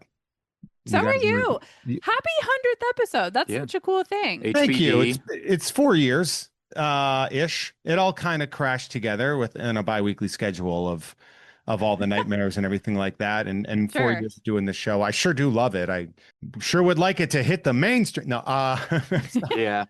Sponsor Jeff. yeah. Well, they are God. the people that are listening to this early, they do because they're at patreon.com/JeffMay. Oh, you patrons are the best. They- You're the best aren't of the they? best. Aren't they though? Like Yeah. you're kind of just like, thanks for listening for free, but if you were cool.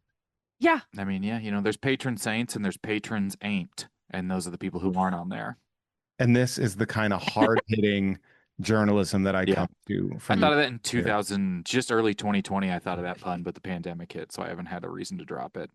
and you saved it for the I anniversary. saved it That's- for right that's- now for the chopping room floor. That's I- like such a Kyle classic and original. it's- Everyone's so he's- lucky. Yeah, we're all so lucky to have. We're all so lucky. we're Yeah. also lucky to have Kyle. When We last are. we spoke, you were both doing great. Yeah. And doing really wonderful stuff. And I Kyle with Never Seen It, and Bailey, you are a frequent guest on there and eternally hilarious on there. It's so Oh, fun thank seeing how you. you two sync up with each other through comedy. So much so that you have found each other next to each other on this recording. Yeah. We like doing podcasts together so much that we, Yeah. If you're around someone enough, as far as like your podcast cycles start to sync up, they say. yeah. That does- Yeah. Yeah, that syncs up. Did you guys, when you started working together, was there ever like a figuring each other's stuff out, or was it very synced up? We script it all out, the riffs and everything. So we submit a lot of notes and a lot of rewrites, and Yeah. you can't see the prompter we have in front of the MacBook right now. But yeah, I'm glad you brought this up because Every this was lull, every interruption, it's been meticulously thought out. Yeah. We have writers, actually. We don't write it ourselves. yeah. No, we Which have is writers. ironic because you We are have the- writers. We have the type Yeah. of candy we need in the dressing room, but we don't have writers. It's like an MLM of writing for Mhm. Yeah. entertainment. You're like, Yeah. our writers write for us. Yeah. Our And then we writer. write for other Job writers. Yeah. creators is Yeah. if nothing else. It's sort of like the birthday trade. Yeah, I have Or this it's idea of like there's me, the writer, and then I hire two writers, and then if each of them hire two, they have a little bit bigger of a And they pay base it down up, there. Mhm. Yeah, and you just sort of the money flows upwards. And Yeah. as we know, podcast and writing specifically is a very Mhm. high paying job. So I'm It is. glad that Oh my you God, found yeah. a way to even increase that in there. I know we're all Thank you so much, Jeff. Yeah, Yeah. taxes are a nightmare. Well, we don't. Yeah. If we did them, they would. Be. Yeah, we don't have to anymore though. Now that Yeah, we're gonna bleep that word out. We're gonna Yeah, I was like, do we have to pay federal taxes? Do we have to No, do more? I Is don't that a think thing? so. depends on the next time Gavin Newsom tops Alex Jones on his podcast. I'm sure they'll hash it out. Dude, like what a there are we're obviously recording this in the year of our Lord 2025 in the Mhm. summertime In a row. on Bastille Day, that's exciting to have that. Yeah, I can't believe we even still have the internet. I mean, you know what the holiday's about, you know what I'm saying? Do we know what the holiday's about? I don't It's know. about- I've never it's heard of it. the kickstarting French Revolution. It's their 4th of July. Oh, okay. Hence the taxes riff. Ye- Okay. Yeah, okay. the Bastille was a debtor's prison. And Mm. Bastille Day is when they stormed the Bastille and then cut Oh a my lot of God. people's heads off. You were a history teacher. Okay. Was. I Was. And And- and in this moment, you still are. Mhm. European history. And I guess technically I still am. Yeah. Yeah. And Yeah. I think that France is there. I'll have to look it up. They're Yeah. ever changing, ever flowing. It's, Yeah. France- where you're located is fluid. France does have some franchises across the globe, but We hate on them a lot, but they will protest proper. they are the Yeah, best they at really protesting. do. Yeah. Yeah, they're the pro-besters. You guys, I saw you relatively recently at Kyle. You had a birthday in the park. Yeah. It was very exciting. We had hot dogs and presents. Mm-hmm. You were All the of grill those things. master. I ate most of your presents, Yeah, that's great though. which was nice. Yeah. There was a nice Ohio themed thing. Bengals? No, I mean, I don't know. Chiefs. You're a Chiefs guy. Yeah, yeah. got Oh my the Kansas God. City. I don't even know where the All right. Chiefs theme was. Yeah, it was grilling tools. Oh, the You got spatula Chiefs has an arrow in grilling it. tools Yeah, from yeah, your- yeah. From your wonderful brother and who was a delight, who I met again out in the wild Yeah. Really? at Mike Drucker had a book reading with Adam Conover. Mm-hmm. Oh, that's And right. so I was like, I think I I was described looking that for book reading as everyone who that was for was there. yes, it was. It was such inside nerd talk about such specific things that weren't even always related to each other, but everyone who landed in the middle of that Venn diagram was luckily there. Like 100%. it was the most inside jokey Yeah. talk for the people who were so happy it was happening. Nobody learned anything new. No. In that entire thing, but it was just it was an absolute delight. I will say that when Mike, because I got the book and got it signed by Mike, because he liked support, and he's just like, don't belong here. Like, you're get out of here. I think it has my favorite mediating or leading of a book reading thing that anyone's ever said, which was Adam Conover just goes, just talk about working at Nintendo. That's all we care about. Talk about times, tell Nintendo stories. Like barely anything to do with what he was. He's like, And Mike yeah, goes, read from your book, and then he goes, all right. So what's like a crazy Nintendo thing? Say the thing. Yeah, say a weird Nintendo thing. And Mike's Yeah. like, I've got an hour and 45 minutes of crazy Nintendo if you He want to talk does. about it. And we did. Yeah. You guys actually recently collaborated. Of course, all the great stuff. Never Seen It, and Bailey, all your incredible appearances on there. Really fantastic. A show that I love, enjoy, and fear a little bit, Yeah. because sometimes you'll be like, do you want to write a script for this thing? And I just lock up because I'm like, I don't know if I have enough time to make it good. Right. I'm like afraid to make it yeah. not good, because I see the incredible talent you have on the show that Yeah. writes these very funny things. And I'm like, how am I going to compete with that? Yeah, I mean, it's ultimately, I've realized people love to say yes until they have to have had done something. And then you've hoped you've cornered them into guilting them into doing it enough.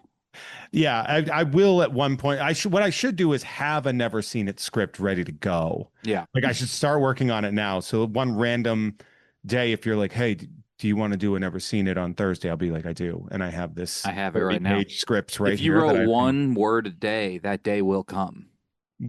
We can get there. We can get there. But you guys also, and I really want to talk about a project that you guys have been working on with another friend of mine, not technically a cool friend in the guest stance yet, but I'm gonna hit her up to be on the show because she's an absolute delight, and I adore Maggie Mae Fish. But you both worked on Amy's Dead End Dream House. Yeah, it was very fun. Which what is that? Bailey, tell me what the show is. It's a kids show for adults. I've been kind of describing it as like Pee-wee's Playhouse, but for like a woman in her 30s who is experiencing like some mania and just some like tough life stuff. But it's really stupid. It's incredibly dumb. It's very funny and dark and sad and sweet. And yeah, Maggie and I lived together like years ago. And then she sold the show and asked if I wanted to write it with her. And we roped Kyle in to write some jokes, and he voices some stuff in the show. And it's just very, very fun. It's a good time. I love, from what I've seen, the sort of like uniquely DIY energy of like a Pee-wee's Playhouse, or any of that kind of like live action Adult Swim stuff, where it's almost like it's much higher quality, but this could have been shot on like an old camcorder from 1996, and it would have the same incredible vibe to it. Yeah, I think that what was always difficult to relate to about Pee-wee's Playhouse now was the owning of a home. So I think that if it's more of a playpartment, if you will, or playondo, it's just the Plutio, the Plutio apartment. Yeah, that's true. It's set in a tiny apartment, and like It's very much about expectations that you may have had as a child that are just not, life not being really what you thought it was going to be as you're an adult trying to support yourself. Truly a latter millennial piece of artwork, right? Like that idea, the promise that was sold to this generation of like, Yeah. if you go to college, Yeah. you'll get like Yeah. a house and Yeah. all this stuff. And like, they didn't say like, but also we're not going to die and we're not going to retire. So you're never going to be. We're able actually going to mock you for going to college the moment that that's over. that and I'll never forget whenever someone's like, oh, the participation trophy thing. It's like, we didn't ask for those. No, we didn't even like them. They You got gave thrown them away. to us and we threw them in the trash. We did not want them. Yeah. At no point did we ever congratulate ourselves for participating in Right. something. I didn't like the participation part of doing it. No. Yeah. Why would That's I want a not what I trophy want to remember? I only want to remember if a different kid got sadder than me. Famously the Yeah. worst part. That I always remember the participant ribbon, that Mhm. like spring green kind of like Mhm. vomity colored ribbon. And you'd get one of these and you just be like, why'd you waste? You have to Yeah. feel like that was a Funds. turning point at the factory in China where they were made, where they were like, the kid making it was like, oh, we're about to pull ahead of them. He saw them and he's like, this is a He's great like, I just time. made Yeah. 60,000 participation ribbons to send to the United States. I'm at work. We're about to pull ahead of them. Yeah. Our Pinewood Derby statistics are going to go through the damn roof. They're going to get lead poisoning from weighing theirs down. Yeah. Jesus. I think about that a lot too, that like that idea of like the generational differences. And like one of the things I find the most interesting is just how offended that generation gets when you try to just explain to them what happened. Mm-hmm. Not Yeah, like no, they hate it. They don't Yeah. want to know. not blaming, not even blaming them, just being like, well, what happened was our generation was sold the lie that college was going to lead to this, but of course through technology, they, it's capitalism went through there, and they're still like stuck in there like, Why don't your parents just fight in a world war? That's what they'll say. yeah, Why yeah, don't they or just fight? Come in Yeah, and that clean up a world war. they get that Manchurian candidateness whenever they hear the word socialism, Hmm. where they immediately remember about how they were like fighting the socialists in the 60s, and you're sitting there and be like, what? That's not what that was. They just That told was just you a them thing. mad at some protesters. Yeah, for getting in the way of their 18,000-pound Lincoln town car that they had. That I'm actually steered surprised like they a don't build boat. trucks now and sell. The selling point of the truck is that it's so big it has a blind spot for protesters. That, Where yeah, they're just right. like, you won't even be able to tell you're running them over. Yeah. Yeah, the Yeah. Dodge Patriot. That's got to be a car already. Actually, now that I think about It's it, a Ford F people under 50. There he is. There's Damn it, Kyle. That's really, really great. Kyle, you are obviously just a fantastic creator and a fantastic writer. And when we had you on the show, we were talking about, and I'm not going to be able to remember it, trigeminal. neuralgia. I know. I was going to Neuralgia. pretend to not know what you were talking Yeah. about for a second, which I thought would be fun. That- But Oh, sorry. I No, did that's okay. not handle this. it also Okay, hurt. I wait, started wait, to wait, sweat right. as well. I was sweating. Kyle, you have this trigeminal neuralgia problem that we talked about on the last episode. I think you're thinking how- of someone else. I No, sorry. No, it's me. It's me. I don't know. I'm trying to be the worst possible. I think it Just would have the been guy- great. I think it would have been great. It would have been a great bit if we had just yes-anded our way Into into just the me whole- having lupus. You're like, actually, I stubbed my toe and it gave me a headache. Yeah, I did exaggerate for the show. I have a hangnail. Yeah. Yeah. Um, I had eaten an Italian ice real fast right before the episode. that sounds really good, actually. Oh yeah, trigeminal neuralgia. It's pretty tight. It's that not how it was described before. Has it shifted? Has it changed? Just No, no, it has not. It's bad so it's still. been the same process through that Yeah. as well. Well, you did do an incredible run of your show, right? So Mhm. that was after we recorded, I believe. Yeah. Yeah, obviously. Yeah, I went to Edinburgh last year for a month and a couple of days. Bailey came over for the latter half of it and did the show every day in a cave where they put people who had the plague and then turned it into a performance space. It was really, really fun. I'd never been there before. It was exhausting to do the show every night. It was interesting to do it for strangers who had no idea who I was and have that be how they meet me.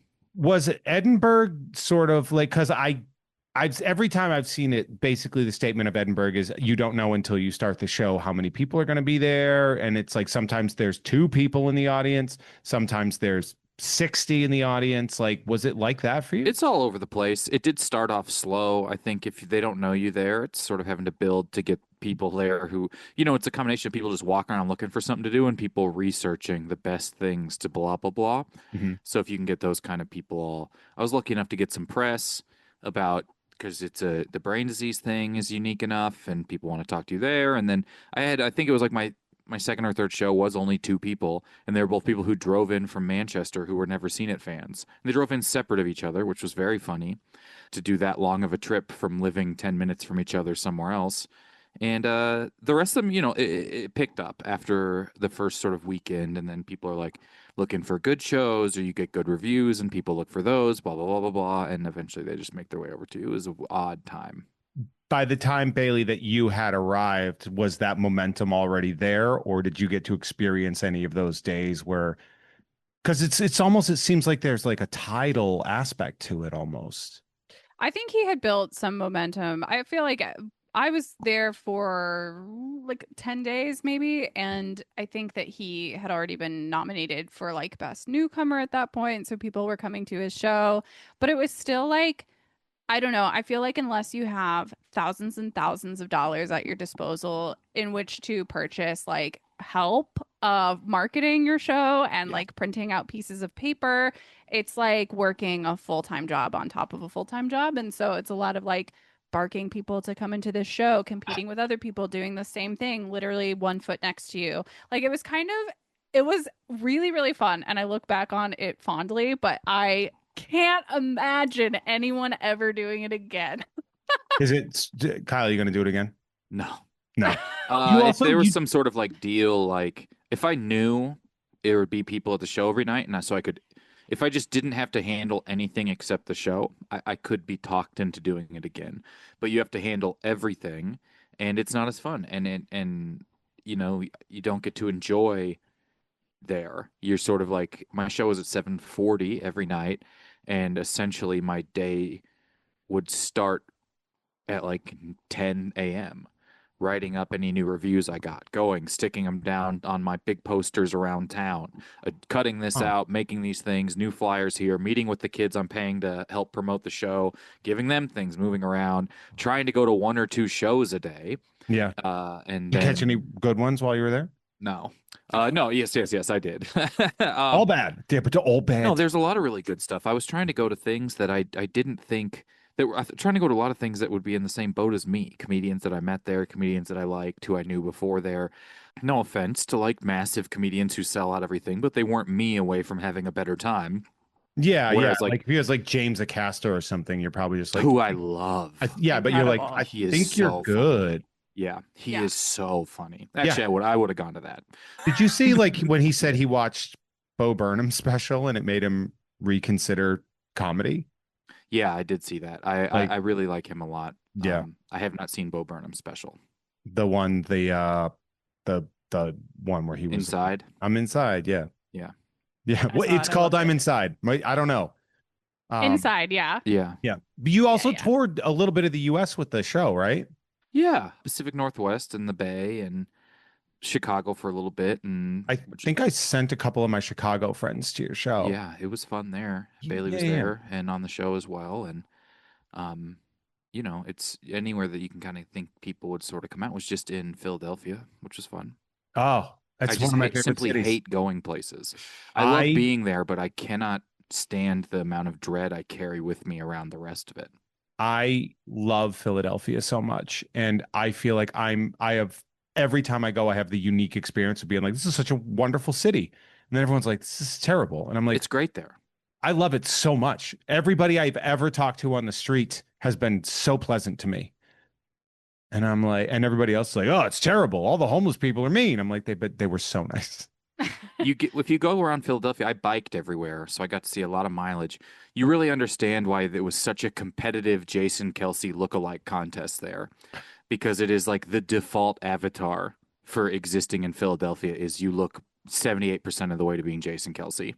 In New England during the 2000s, it was Jason Veritek. the Yeah, I can see catcher of the Red Sox. Every dude was trying to pull off Jason Varitek. And that's fun.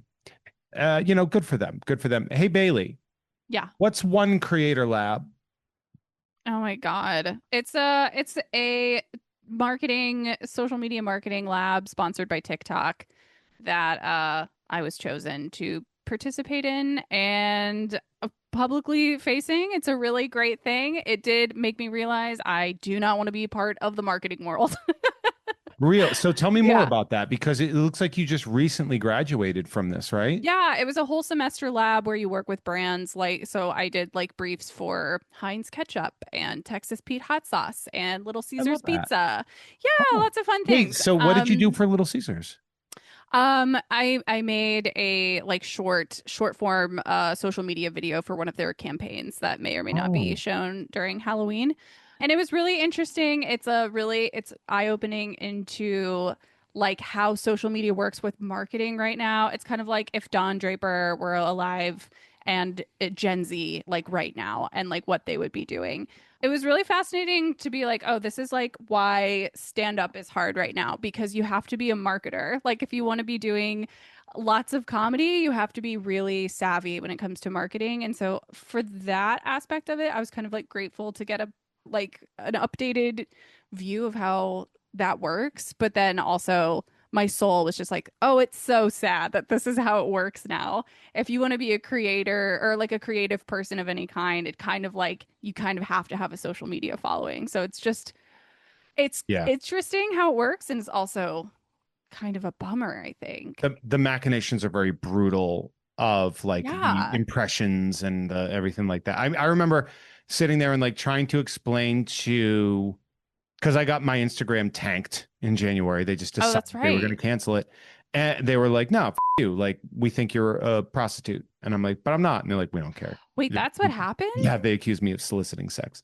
I think they Which thought your name was a sentence. If only I had the confidence to sell my body. Like, I would be unstoppable if I was that confident. Yeah. That's what they was going on. No, they like, and it was like 180 days. And then I was like, well, obviously I'm appealing that. Like, Yeah. no. And they're like, you are. You're permanently disabled. Oh my God. And I was like, Jeff, that sucks. and I was like, how do I get this back? And they're like, you don't.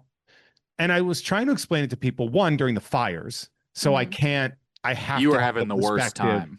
I have to have the perspective of like, I know people who lost their home. Yeah.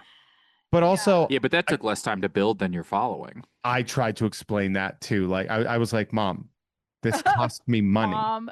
Because my mom's like, we'll just start a new one. I'm like, yeah, we're not in the same world here. Like, yeah. Why don't you just walk into Instagram with a resume and get it back? just shake hands, give a firm handshake. Actually, I'm not leaving till I talk to the owner. Yeah. Who? Oh, he's wake skating. Oh yeah, he's out there covering himself in zinc oxide. Gross. He's Gross. sitting in front of 6 grills. This MMA mime walking around here. No, There was a nice time where we thought he was going to beat up Elon. Do you remember that when they were talking about fighting, cage fighting? And I was like, I would love to watch. Oh my God. Elon try and fight someone who's taken 1 hour of jujitsu, or even someone who can like move laterally. Sure. Elon legitimately, he seems like a secret Frankenstein. Like if you look at the way his body is, and I'm not like body shaming, but him, I'm gonna body I think shame. he should. He looks terrible. Yeah, he's Just man in the world. He looks like a sideways Traeger grill. Yeah, you look at that picture with like his chest, and you're like, what do you have like a microwave? He kind of looks like if I tried to draw Gru. Yeah. That reminds me, I got briefly kicked off of Instagram for calling MAGA people physically ugly in comments. But they are. Well, that's what I'm saying. And so I don't think that I should have been removed for that, because if you look at them, they are physically ugly, all of them. Yeah. Yeah. Which is neat. So it's crazy how you can tell how someone's shaped, even though all you see is a corner of their head in the rearview mirror of their truck with sunglasses on. Yeah. Yeah. Just you can tell. Yeah. It's either an angry potato or an angry stack of like meat colored rocks. Yeah. Like, yeah. They're all that. How long were you suspended for that for? I think something like 10 days. And it was never indicated that I was going to get my account back. But I was like, I think I quickly did make another account, and I think I just kept doing the same thing. I was like, I can't spend one day on this earth without telling MAGA people that they're physically ugly. Like, I just won't waste my time by not No. saying that to them It's because, a like, yeah, I can't believe. First of all, I can't believe that Meta thought that you were soliciting sex, and I can't believe that I was removed for just like being a truth teller, which is what I thought comedians were supposed to be. yeah, Modern you're day speaking truth. philosophers. Yeah, you're Yeah, speaking truth to I'm power, speaking really. truth to power, and it's just kind of fed up that you get penalized. You just can't say anything I anymore. mean, Kyle and I talk about It's this The just all real the cancel time. culture is that the truth is being suppressed upon social Yeah. media. Yeah. Yeah, and then Except people, Blue Sky. That's just annoying people on there now. I've never I laid can't eyes spend any on Blue time. Sky. I can't. It's just it's people like I can't. I don't know how hard I can nod and say no. Yeah, I agree with you. Yeah, but like I just don't know how I could. It's so. It should just be called drumpf.com. I definitely feel like if you send a DM that has information that you got from like a meme, hmm and if that person sends you the meme back, you're not Mhm. allowed to message them again. Oh my God. I think that we should all have to like just take a class or get some sort of permit to even be able to have online discourse. Right. Be able It's to similar to like a speak to license, each other. like a driver's license. It Can should you be. comprehend how it works on here? Yeah. If you have ever said I thought the Onion was supposed to be satire in a Yeah. Oh my comment God. You on an can't be Onion on the article, internet. you should go to some kind of jail. I even Yeah. prefer the people who try and punch it up to those people who say I thought this was satire. People who get in the Onion's comments, they're like, yeah, or also more like Yeah. I was like, Yeah. thank you so much for explaining why you don't work here. these people don't work in this at all leading Yeah. up to it, so they Yeah. need the help. I love when people would do that. Like if you had like a very, very good tweet or something like that, and somebody would try to like punch your joke up, and I would always just be like, "Oh no, the thing I said." I said it And how they I like wanted because to. there's no answer to that. They're just like, "Oh, Yeah. well, Maybe they think they're playing. Maybe they think that's the way it works. You know, Orange Man is Yeah. bad, so Orange Man bad, sure. We all agree Orange Man bad." P-tape. I was talking Well, about P-tape. Yeah. Yeah. I don't know if Always you know going this. on and on about P-tape. I am. I don't know if you know. Trump's P-tape, turns out it wasn't actually a Russian video they had. It was just trying to keep his catheter still. Oh my God. I find that the best way to respond to right-wing trolls, and they're men 99.9% of the time, is you just go, "Hey, Or why are females. Mm. why are you so small and weak?" hmm They don't, that shorts them out. Yeah. Because then they're like, I work out 3 hours a day. And then they spiral. And I then like to ask them how tall they Yeah, are. they'll just say 5'7" is average. Yeah. yeah, Yeah. it's fine. And which is fine. But like everybody I know in my life that is not tall is also super chill and cool. Yeah. Yeah. No, So, I think like- that there's something to be said about a horrible person being mocked for the thing you know they're most insecure about, even if you don't think it's something to be insecure Oh. about. I made a joke that got some people very angry because I said, if somebody has their kids in their profile, you should be able to make fun of their dumb, ugly children. And That's just true. and it's just like, or sometimes just someone will good, say clean something, I'm like, fun. man, this ugly baby is also dumb. And I they're- love when a troll has like an art account, like they're like they like draw things and put they them draw on there. anime, they draw Sonic. It's almost entirely anime Sonic recreations, and then they'll say something utterly horrific to you, and then you can just go comment. This is, and I say this with love and light, this is really, really bad. Yeah. Your drawings are not good. You Keep could not sell practicing, them. Yeah, I don't keep practicing. It's not worth your Don't time. That's a fun practicing. thing to say. Yeah. Like, this has been a waste of time. You should quit. Yeah. You should quit. This is really mid. At best, it's mid. Comment, I thought the Onion was supposed to be satire on their drawing of Sonic. Sonic, like, holding hands with Chun-Li. I didn't know this either. I found out apparently like there's a massive subsection of Sonic the Hedgehog fandom where it's like predominantly like Christian, like really faithful Really? Christian. It's sort Yeah. of in this weird world of, like, how did the Minions become, like, boomer meme attendees? Like, it'll That's just the be height like of comedy for it'll be like, boomers. in my day, you you went outside and played, and it's like a minion holding one finger up, and you're like, "What's this guy's? You This know why? guy's from space." Kyle, you want to know why? I genuinely have thought about this before. It's the closest thing they can get to the Three Stooges. The It minion. would be so much easier to block the eye poke if you only had one eye, Yeah, right. and just you go wear like this. goggle. But then you poke it on the other ends of the goggle. But yeah, like it's like slapstick gibberish, Yeah. and so it's like, oh, You maybe can they like the project pretty minions. much anything onto someone who's Yeah. barely speaking It's like English. I love when it's just like it'll just be like everyone should be nice to each other, and it's just a picture of Morgan Freeman. Yeah. And you're Yeah. like, oh yeah, what? Yeah, Morgan probably said that. There's this, it's like at this point 36 total pixels left in it from being screenshotted and reshared over. Yeah. You can see like the edges of Tumblr and then the edges of Friendster, like where this thing has just been screenshot to hell. These are my The little favorite. purple from the mimeograph machine that it's been Yes. put on. Yeah. Johann Gutenberg first pressed picture of him saying everyone should be nice to each other. Yeah. Jeez. I do love the things where people just put a quote on a guy Mhm. and they put it Yeah. out there and you go, what's that from? And they're like, Morgan Freeman. And then you're like, I don't He's think God. it is crazy to me because I mean, I know I was around, the internet became a viable thing was when I was like early teens, like became a Mhm. thing that people were doing, right? Like going on, but it was still dial-up stuff. And I remember like the paranoia of children going on the internet and believing all this stuff. And like parents being like, oh, it's just a new way to get, abducted and stuff like that, which is true. It's a great Yeah. tool for that. If that's your game, I don't judge Yeah. here. Oh Yeah. my God, no, yeah, you've been handed like truly the all of the tools you need to Yeah. abduct anyone you want. Yeah. But then like you see all these people that were saying that 25, 30 years ago, and they're believing literally everything that they say.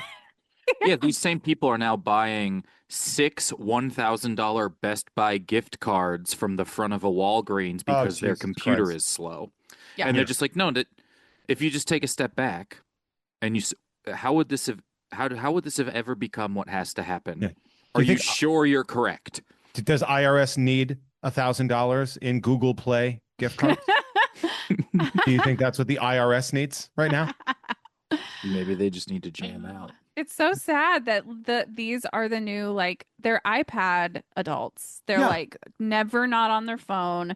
They think AI is like the Bible. Like they're exactly what they were afraid that we would become. And then Yeah. we didn't become that. They took on that role. Yeah. And they're once again the worst generation of all time. I'm obsessed with just seeing I mean, I got back on Facebook primarily for the marketplace because it has such a stranglehold on buying used things. Poor Craig. And I just really think that and Angie. Mhm. This is not Angie Erasure. Like even just today I saw someone my age, share the most AI image of Travis Kelce with 11 fingers on both hands in Texas, handing out 12 meals each to families in Oh. a flood. And they're Oh just my like, God. oh, he's such a good guy too. And it's like someone who's supposed to kind of be Taylor Swift in the back, but looks nothing like. Yeah. And you're just like, how you fell for this? I went to high school with them. How you fell for this? I think you should go to jail for sharing this. I Yeah. think you should be in trouble. This is Yeah. such a bad. And then everyone is just like, he is so nice. And then one person, I go to the original because they shared it. So then I go to the original post of it Yeah. on like memes.love good news or whatever it's Yeah. called. And it just says most funny underneath it. And everyone is just like, oh my God, him and Taylor. And then one person's like, this is AI. And everyone's like, no, it isn't. And even if it is, you should still be Yeah. happy That about It's it. doesn't about make the it any less sentiment, true. yeah. It doesn't. Yeah. Yeah. Did you That doesn't make it any less true just We saw- because it's fake.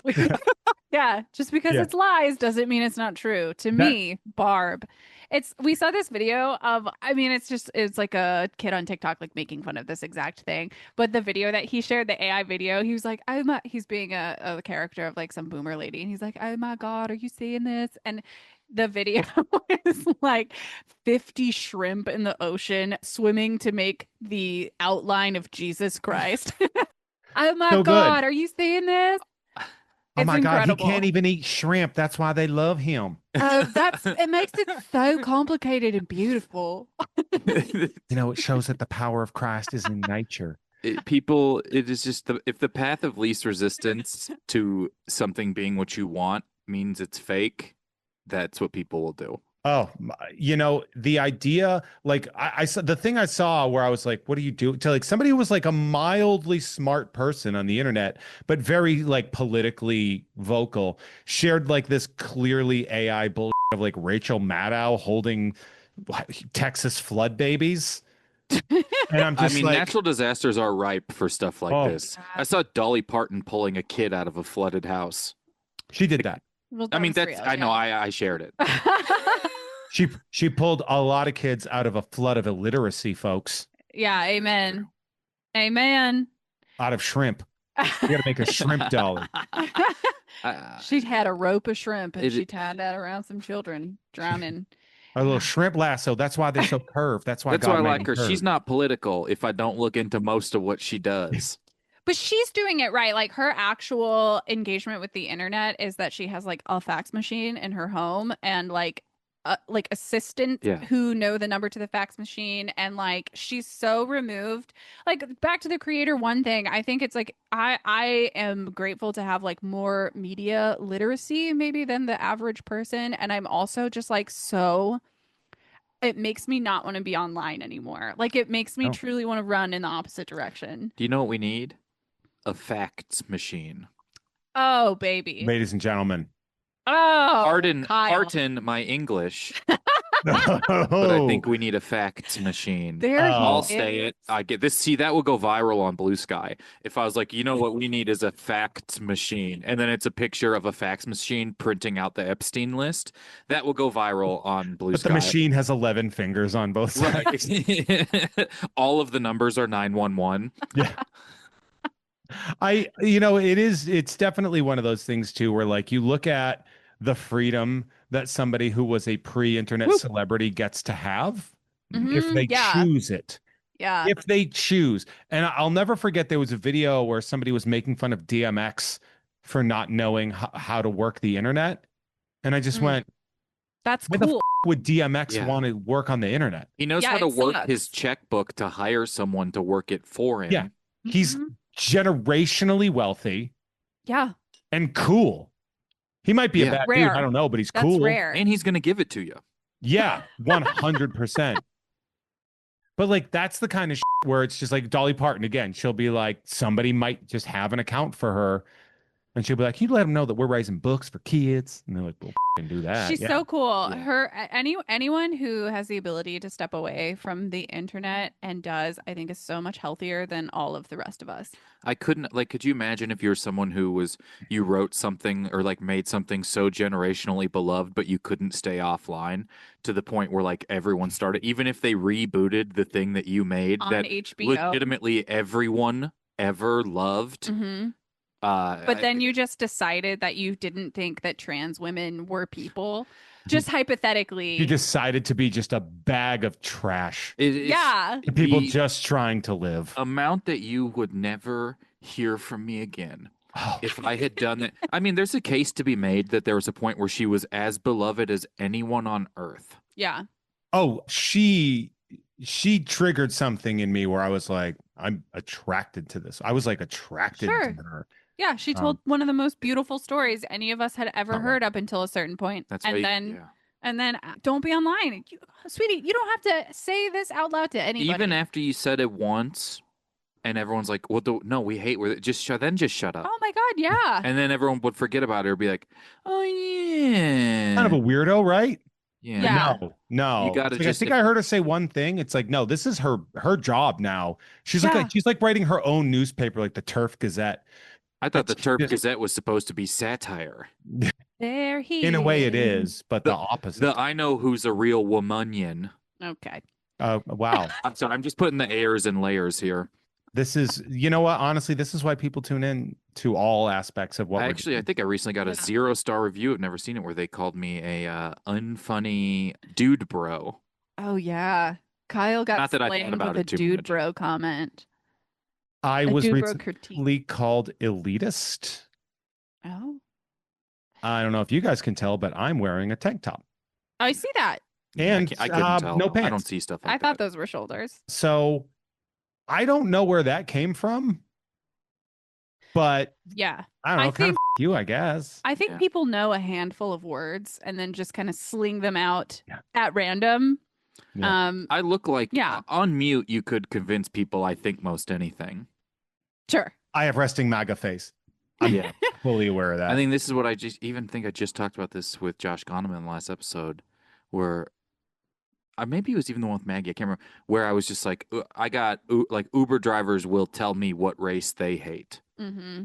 Yeah, because they know that you're going to have one ready They'll to go. just, even though anytime you get in an Uber, I'm just learning about international conflict. I had no idea ever possibly, you know what I mean? You're just like, they'll just be like, oh, I hate, and they'll just tell me a country I don't. I'm just like, yeah, I guess I had no idea these countries were beefing, and you'll be like, oh, it's 7,000 years old. It happened. They murdered our emperor, Yeah. or something. I remember when my brother had temporarily married into a Puerto Rican family, and he's like, turns out they are racist against like Hondurans. Oh yeah. Oh. And then you find gotta out know that like that. because like white racists will hate like the concept of an Asian. And in Sure. Asia, the specificity of their racism is so different, where it's like, It seems like it's more nuanced and smarter. Yeah, I hate smarter. Yeah, they have smarter. It seems like it's rooted in truth. more Yeah. well-researched racism than what we have here. Yeah, I don't know. We're like not smart enough to hate someone for like justifiable reasons. We're just like, you look different, and elsewhere they're just like, the way that the river affected North Laos is why I hate your aunt. Yeah, the reason that you see them just close a giant book and be like, and another thing about the Cambodians, and you're like, Yeah, what? Don't get me Couldn't started. point How that much out on a research did you do here? tons. map.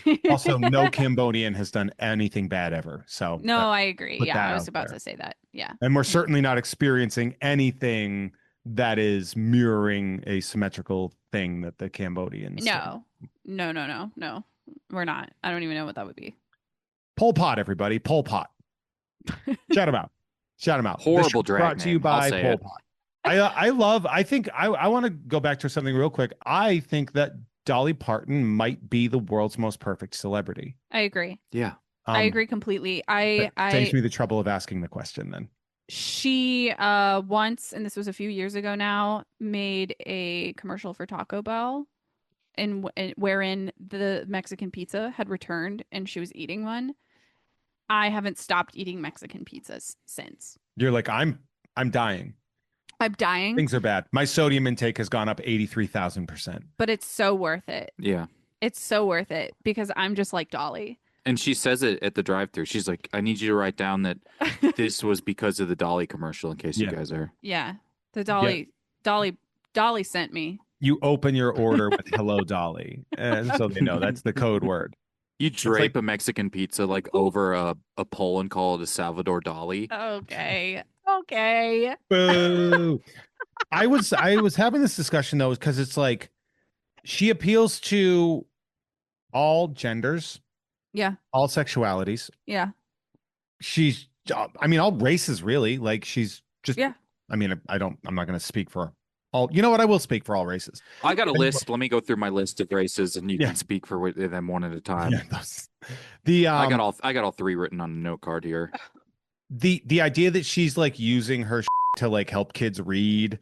She also like basically took a small dying town and made it a, for better or worse, but a thriving tourists community.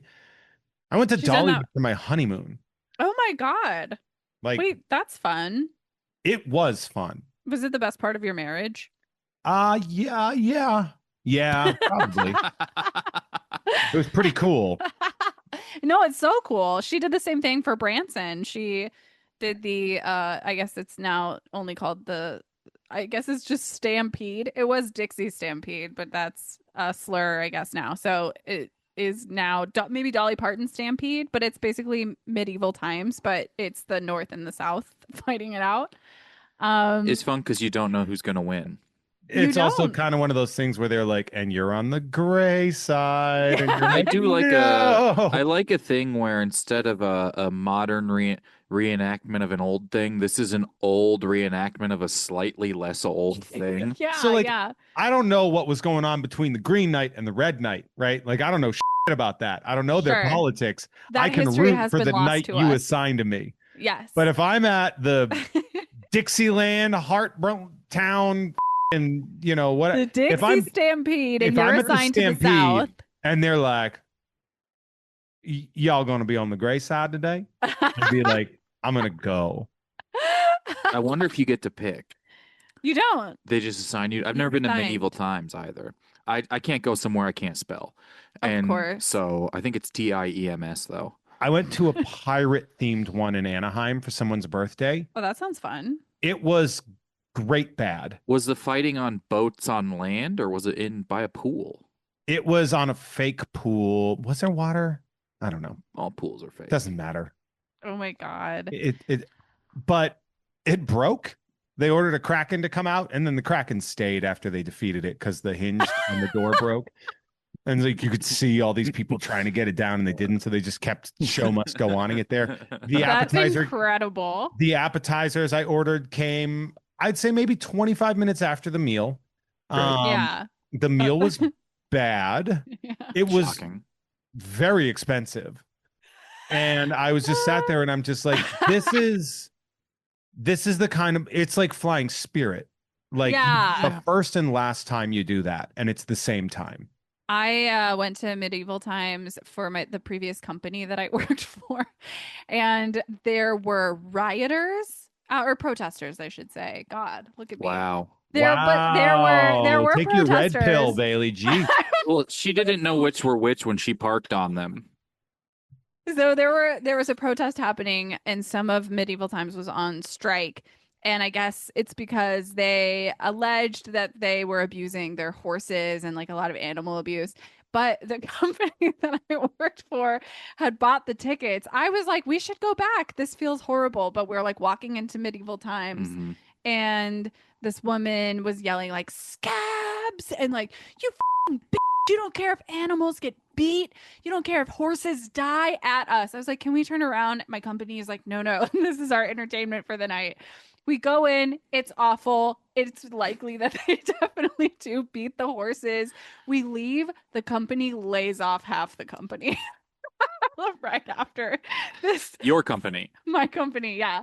And sorry, no, medieval times is alive and well. They just got rid of the Your people who were company was just protesting. evaluating who was looking at the protest how, and they're just. Anybody who sided with labor was gone. It's crazy to think Yeah. that the entertainment company that does literally the same thing every night would beat a dead horse. I know actually that these are not the same. That way- sound that Jeff made at J- that pun, I Yeah. need that You guys recorded can't see and it because you don't have played. video, but it came out of his eye. A sad ghost just escaped my body. It The was way so like an upset. anime tear leaves and goes, but it went up out of his eye. The irony, and I understand these are not the same thing, but somebody saying you don't care if horses die while Yeah. you're walking into a restaurant that serves meat. Yeah. Should have been There's like, you something to killed be a said dude about, last like- time I was here. Yeah. Yeah. I've seen you stab someone with a You sword. killed my leader. Yeah. Yeah. You beat my knight to death. Maybe. I Yeah. don't know. No, he was alive. He took a bow later. Oh, well, I mean, someone took a bow. Was it him? Who knows what they do with these bodies? You know what I'm Maybe saying? they beat that Green Knight until he took a bow. That's how they do that. That's what they were trying to protect. You don't even care if a knight dies. Be like, I'm actually hoping one does. I think a themed restaurant in any way, I think, is a very, very dicey scenario. Like you got to make like if they don't get the menu right, A lot of restaurants how are good dicey. the theme is. What was that? Yeah, A lot of restaurants are dicey. It's how the vegetables get cut up. Kyle, there he is. Ugh. It's very satisfying. I think you have to that way. justify the mid food and the exorbitant prices, and so far only the Magic Castle has. Yeah, Yeah, but the only- man, that's the only place. what a location that's stuffed up its own ass. The Magic Castle, fully. Oh my God. I remember just Well, yeah, I mean that's part of the trick is how they get it up there. pull it out the ass. Yeah. Yeah, it keeps coming and coming and coming. That's a different sound. That's the magic castle. Oh my god. I remember like I had an itch at the center of my back. I had to take my jacket off so I could just get it. Did they ask you to leave? I was putting it back on after the 2.8 seconds that it took me to do the entire process. Yeah. And I was like, sir, you have to keep your jacket on at the Magic Castle. Oh, they're bothered. Yeah. They're really bothered about things. What if And I you was like- reached to scratch your back and pulled an ace of hearts out of there? Yeah. Jeff, that could have like you could be a different person right now if that This is a good Bailey hold is a minor celebrity at the Magic Castle, actually. I don't know if you know this. Really? That's true. That's true. Explain that. I made a TikTok video making fun of how up its own ass the Magic Castle is. Oh, so you agree? It went obviously. like Yeah. massive, as viral as something. It went more viral than there are people who know about this place. Yeah. It was like a niche sort of, I don't know. It went viral. The owner of the Magic Castle, it had just changed ownership, and this like woman had purchased it, and she saw my video and she invited me to her private birthday party at the Magic Castle. And so Kyle and I went, and I mean, Killed a Penn- horse in front of you. Yeah, I mean, I think I didn't see it again. We met Penn and Teller. Hmm We met Some of them are nice, I've heard.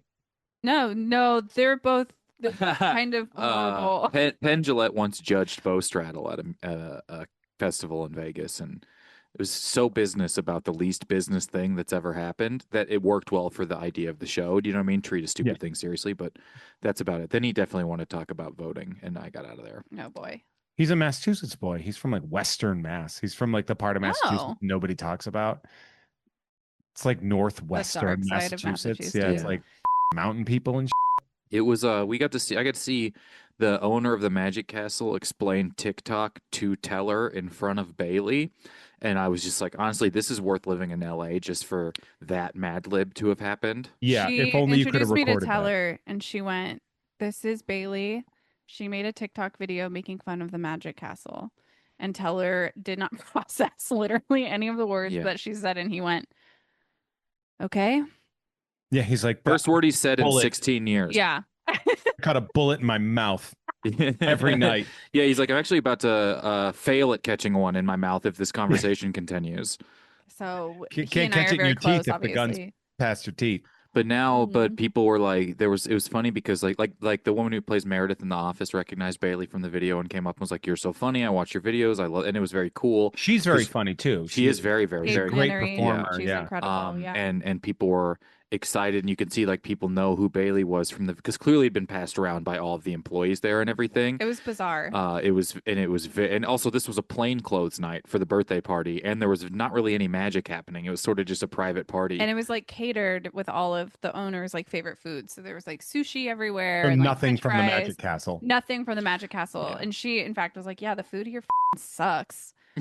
I mean, if she's the owner though, like Well, this is what I mean. I don't want to speak vibe, for right? her too much, but she's sort of like what she liked about Bailey's video was she's like, we are trying to sort of knock off some cobwebs while keeping this place what it is. Yeah. yeah.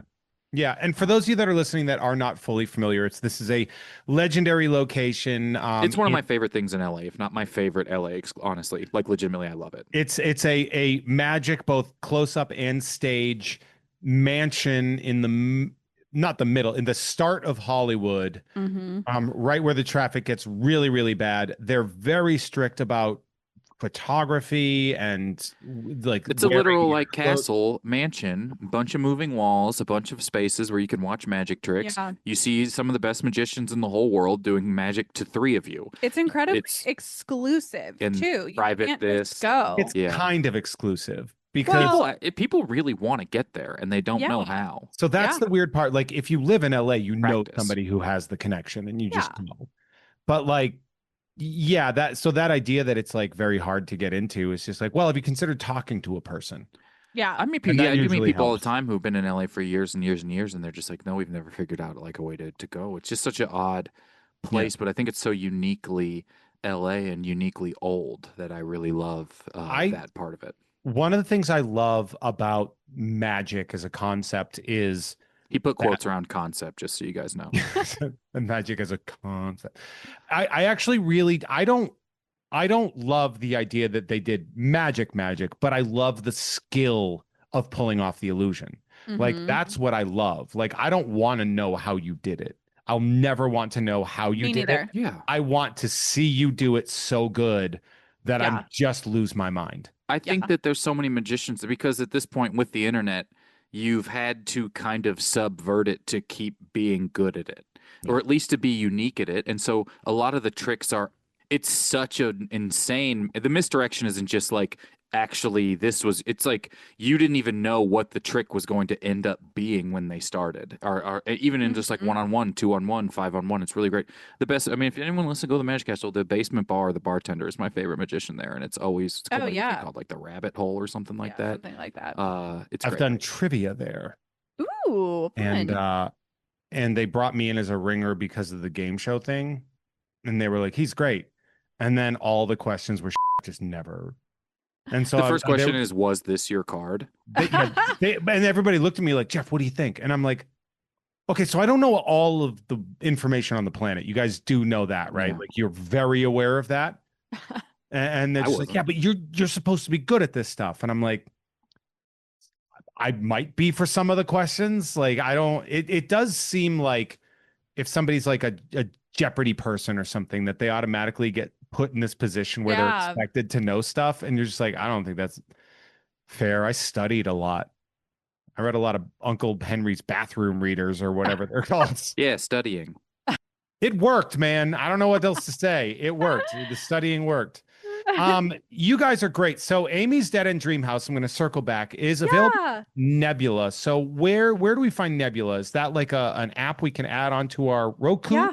It's an app. It's something like $6 a month. Yeah. It's super affordable. I mean, compared to other streaming services, it's creator led. So if you have a subscription, you're like supporting creators on there. Your money goes much more directly, much further. Yeah.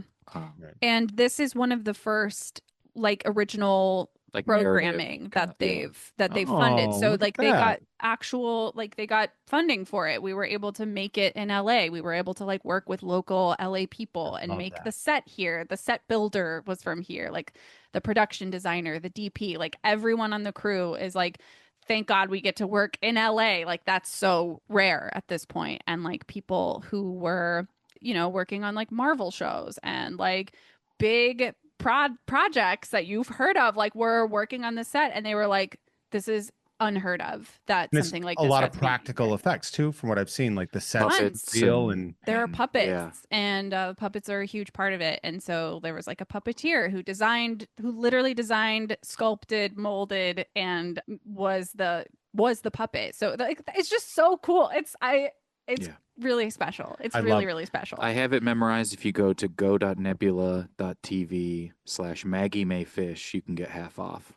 MAGGIEMAEFISH for those And of you they'll that give are you not in the know. it'll become $3 a month. I think it's like $36 for a year instead of like $6 or something like Oh. that. That's the best place to get it cheaper. So do that. Yeah, and Do that that helps now. tell people that you came for the show. So And honestly, yeah, like you should be doing that for one, supporting independent creators. For Yeah. two, a ton of people who I deeply, deeply care about, respect, and appreciate participated in that, including you two. So I'm so excited for this. So excited to see Yeah. how it went. And that's great. So we're gonna check Nebula out, folks. check it out. Kyle is hilarious in it. He has some stuff. I wrote 3 episodes. It's Damn. fun. It's a So great you're show. also hilarious in it. I'm not in it. But But my you're fingerprints are all in- over it, baby. Yeah, you're in it. You're Yeah. in She's in DNA. it like in the British Yeah. way. Yeah. She's in it, in it. I'm in it biblically. That's speaking. right. Yeah. Oh, That means a bunch of eyeballs wrapped around a center circle, right? yeah. That's a biblically accurate in it. Yeah. Yeah. That's great. We also want to make sure that we follow Kyle. I wonder how I We got file to as someone who that. wants to have sex with an old Nintendo. Hell yeah. What were we How's that, saying? Bailey? How do you handle that? About like what she just did. I don't handle it. Mike Carosa is someone who is a hilarious comedian and is on Never Seen It a lot with Kyle. And occasionally when we're on an episode together, Kyle will make a pun a la what that was. Yeah. And Mike and I will just look at each other and just be silent. And then after like a couple minutes of silent, Mike will be like, "F you, Kyle." And that's how you get to And comedy. That's how you get there. We're going to follow Kyle at Kyle Ayers, KYLEAYERS, and Bailey at, you'll never believe this, but it's Bailey E. Norton. Bailey E. Norton. Yeah. BAILEYENORTON. We're also going to listen to Never Seen It Show, which is an absolute delight. What other things are we promoting, folks? No, yeah. Never seen. Now there's other podcasts called Never Seen It that have started up and messaged me about it. So mine's the one with that has my name in it. Never seen Why it with are they Kyle messaging Ayers. you about it? Asking if we want to go on each other's podcast. No, yeah, like there's like You're like, other ones no, where you people have to change the name of your podcast. most people just rewatch. It's like mostly just podcasts where people watch stuff. Mine's a conceptual podcast. They're like, hey, do you want to come on our show? We have like 30. It's a common enough Yeah. phrase, but it's just I want people to find the right one. Unpopular opinion, we changed the name of the show because there was just too many. We're like, that. Never Seen It was called The Tonight Show, so I had to change it. Why did you have to change it? Because that existed. Jay already. Leno came after you. He did. He started a podcast. That's why you pushed him down a hill. Yeah. He ran me over in a Monopoly car. That man, do you see him driving through? I see him all the damn time. I've never seen him. He drives. If you're ever on Magnolia, you're going to see his weird ass. I'm surprised he doesn't have like one of those white cotton scarves behind him. That would be tight. Driving. His little ascot. I'm going to start a podcast called Never Seen It, but it's about how many times I've never seen Jay Leno's chin while living near Burbank. You call it Never Seen It with Jay Leno. Never seen it with Bailey Jay Norton. Leno with Bailey Norton. Yeah. Any last words for the people that are listening? Get offline. Delete your accounts. Yeah. Delete your social If media. you can have had not listened to this, That would be nice. No, I'll no, add no. delete all of your delivery apps. Delete Okay. all of your delivery apps. It's the healthiest thing you could possibly yeah. do for And yourself. if you want to order food for delivery, see the restaurant and then go to that restaurant's website or call them, and you'll find a better way to get the food. That Mhm. once again, it's like sign up for Nebula. You'll more directly help them Yeah. than you would going through a third-party intermediary middleman that takes big cuts. Also, just go get the food Go because get the food. it shouldn't be that easy to get It'll be that better food. and hotter if you go get it yourself anyway. Yeah. Mhm. And also, like, food from restaurants is delicious and very Go not good off. for you.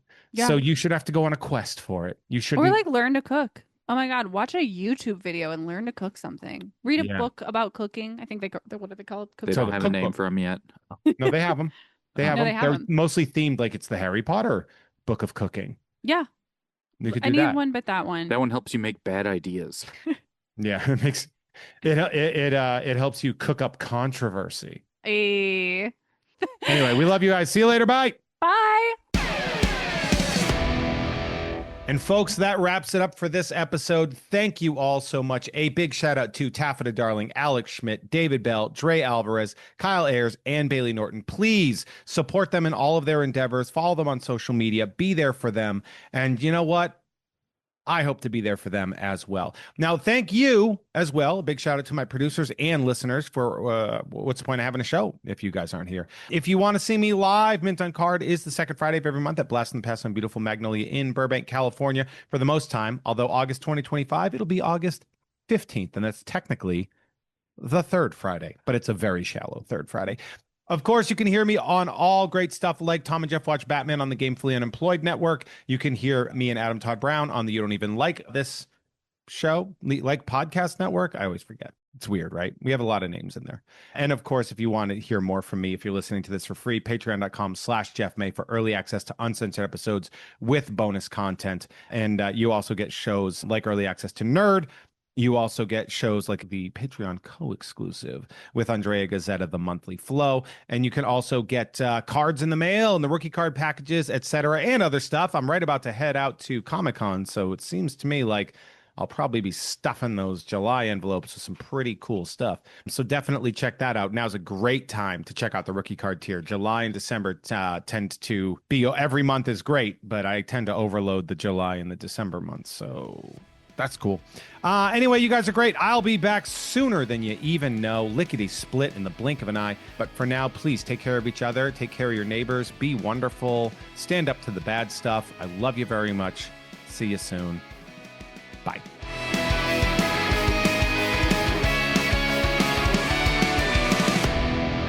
Hey everyone, our artwork is created by Justin T. Brown, who can be found at Artness by Justin Brown on Instagram, as well as artnessbyjustinbrown.com.